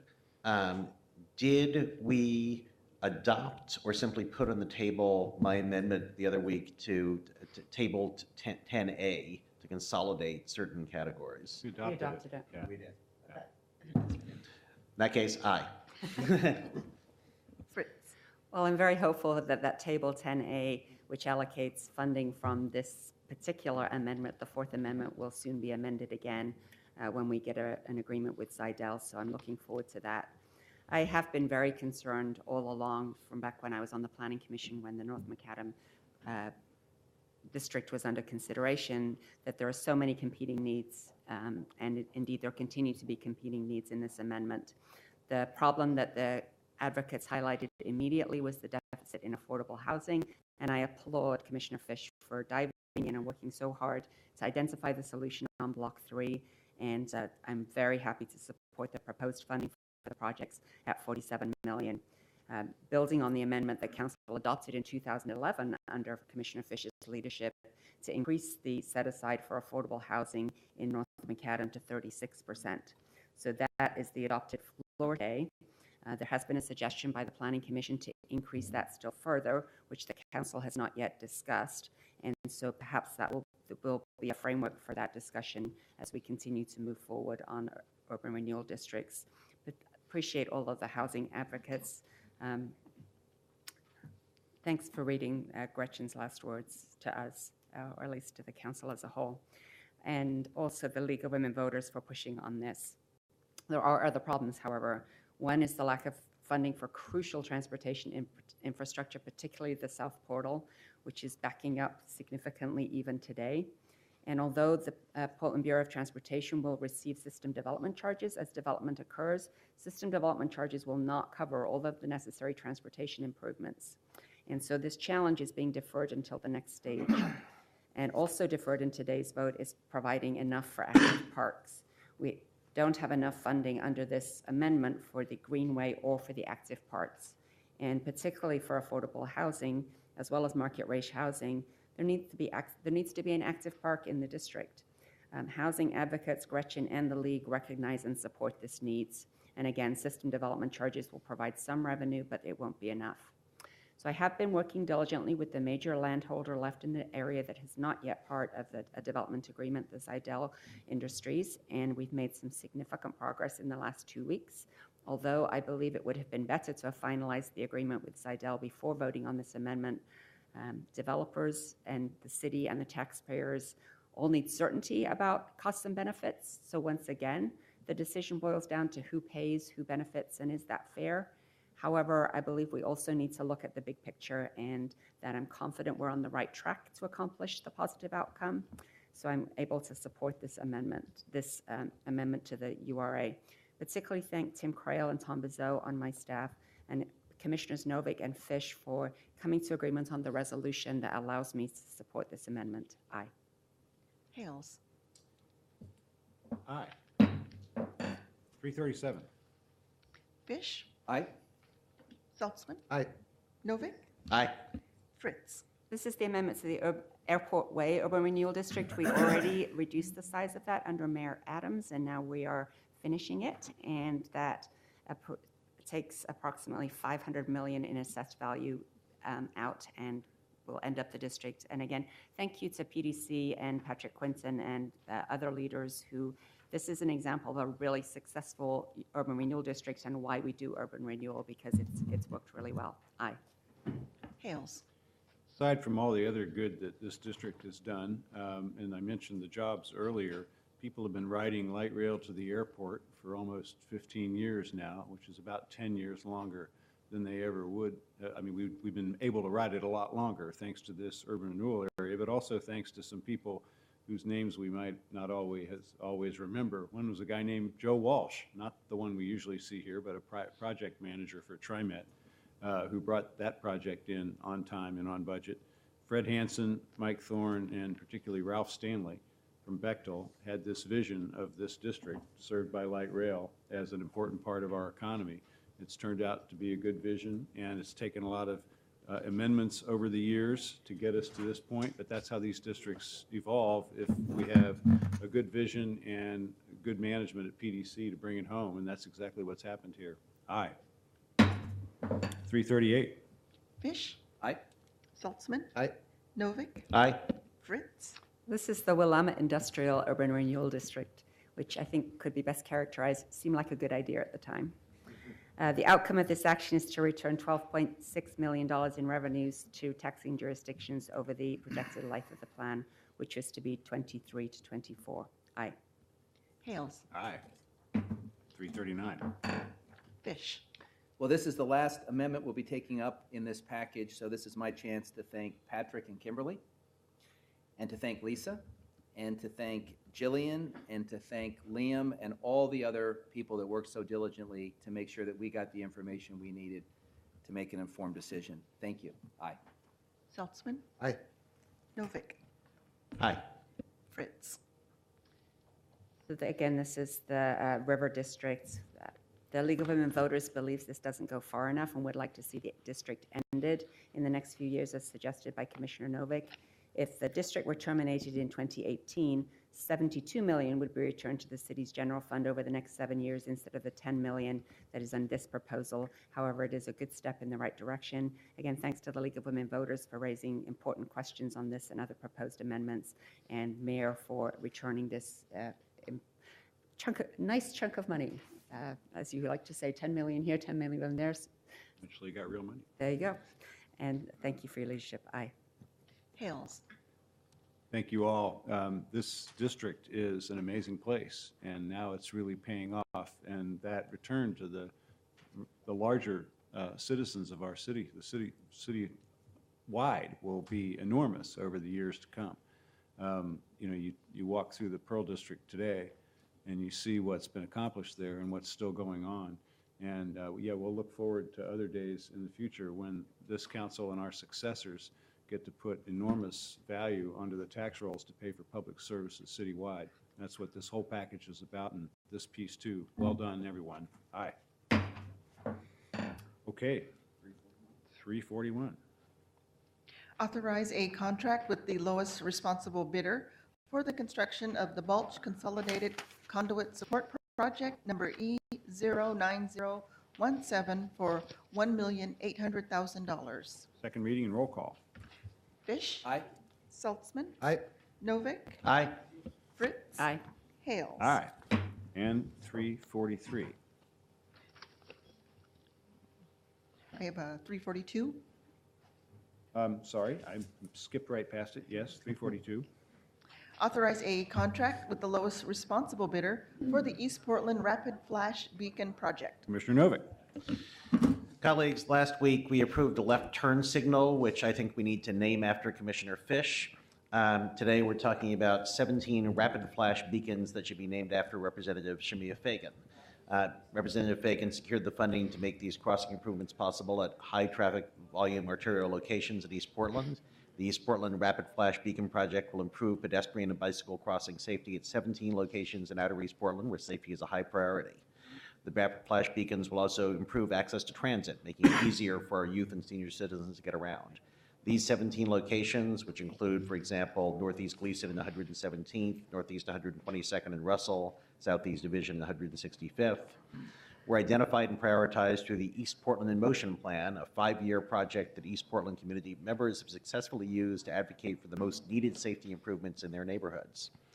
Project design began in 2014 when funds were received from the state legislature and is now complete. PBOT is now proceeding with bidding the project to begin construction. The project is seeking to advertise bids as soon as possible, thus the emergency ordinance. 5 crossings were actually installed last summer. The last 12 will be installed this summer after the bidding process is complete. Thank you. Anyone want to speak on this item? If not, then we'll take a roll call vote. Fish. Aye. Saltzman. Aye. Novick. Aye. Fritz. Thanks to the legislature and Representative Fagan and Commissioner Novick for this important improvement. Aye. Hales. Very important safety project. Thank you. Aye. 343. Prohibit the use and purchase of neonicotinoid pesticides by the City of Portland, amend integrated pest management strategies, and urge retailers operating within the city to label plants, seeds, and products containing neonicotinoid pesticides. Any comments before we Mayor, vote? I wonder if you would entertain a motion, if it's okay with the rest of my colleagues, to add an emergency clause. It is a public health issue, and we'd like to get started on the pilot project as soon as possible. Second. So it's been moved and seconded to add the emergency clause. Discussion, roll call to add the clause. Fish. Aye.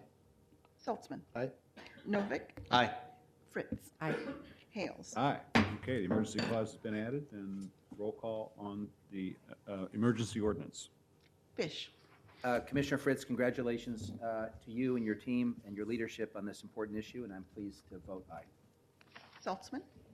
Well, I'm pleased to report that Portland Fire and Rescue does not use neonicotinoids in dealing with bed bug issues. In fact, I'm also pleased to say they don't have much of a bed bug issue, period. But when they do, they use heat. So anyway, I'm pleased to support this ban. I think it's an important, important step towards helping our bee population. Aye. Novick. I'm relieved to hear that Portland Fire and Rescue doesn't have a bed bug problem. Yes. That was, I appreciate Commissioner Saltzman checking that out. And thanks to Commissioner Fritz for striking a blow for the bees. Oh, sorry. Forgot to vote aye. Fritz. Well, thank you, colleagues, and thank you to the advocates who've sat faithfully through our long hearing this morning to wait and watch the vote. And just for those watching at home, adding the emergency clause means it goes into effect immediately rather than taking 30 days as a regular ordinance would. And so we want to get started on not striking a blow for the bees or at the bees, but making sure that we continue to build on the work of former Commissioner Mike Lindberg, who established the integrated pest management system at parks. And we will continue to look about how can we be even safer in how we look after our environment. And so thank you very much to Beyond Toxics, the Zooxy Society, the Center for Biological Diversity, and Audubon for your partnership on this. Thank you to John Reed, the Integrated Pest Manager at Portland Parks and Recreation, Eric Schaffner, who is the city attorney who looked this over and provided some extremely constructive suggestions. Christina Nieves in my office was very helpful as we were pulling it together. But most of the credit needs to go to Tom Bizot, my chief of staff, who led this project and coordinated it, and I think we're doing another good thing for the citizens of Portland and indeed for Oregon, United States, maybe the entire world. Aye. Hales. Thank you for your leadership on this, Commissioner Fritz. I mentioned my dad was a beekeeper. He kept bees at my parents' place out in the Blue Ridge Mountains, and every year when the apple trees blossomed, the honey would take on that flavor of the apple blossoms. And I still remember that, and I remember really learning about that miraculous process from just watching him as an amateur beekeeper. And it's important that we as a nation maintain that critical piece of our agriculture, but also that we be good stewards of nature in general. And we find out that there may be a particularly pernicious effect of some chemical that we're using or some practice that we have. It's the right and responsible thing to do, to take early action, and that's what you've done here. So I'm really glad that you took this on. Very pleased to vote aye. Okay, we have one more item this morning, which is a 4/5 agenda item, item 343-1. Declare City Council support for the overturn of the Religious Freedom Restoration Act and temporarily suspend city travel by a public employee to the state of Indiana until the act is overturned. Thank you, colleagues. I appreciate people being willing to put this on the agenda today. I wanted to give us a chance as a city to speak on this issue and to take a stand on it. I've spent some time over the last couple of days talking to my colleague Greg Ballard, who's the mayor of Indianapolis, who also opposes the legislation that the Indiana legislature has so recklessly passed. And so I wanted to give us a chance to speak as a collective body on this issue, and that's why this is on the calendar today. So is anyone here to speak on the item? We didn't ask a lot of people to show up and sign up, but if anyone would like to speak, thumbs up is good. I had Joe Walsh and Charles Johnson. All right, Charles, you may get to sing solo on this. So.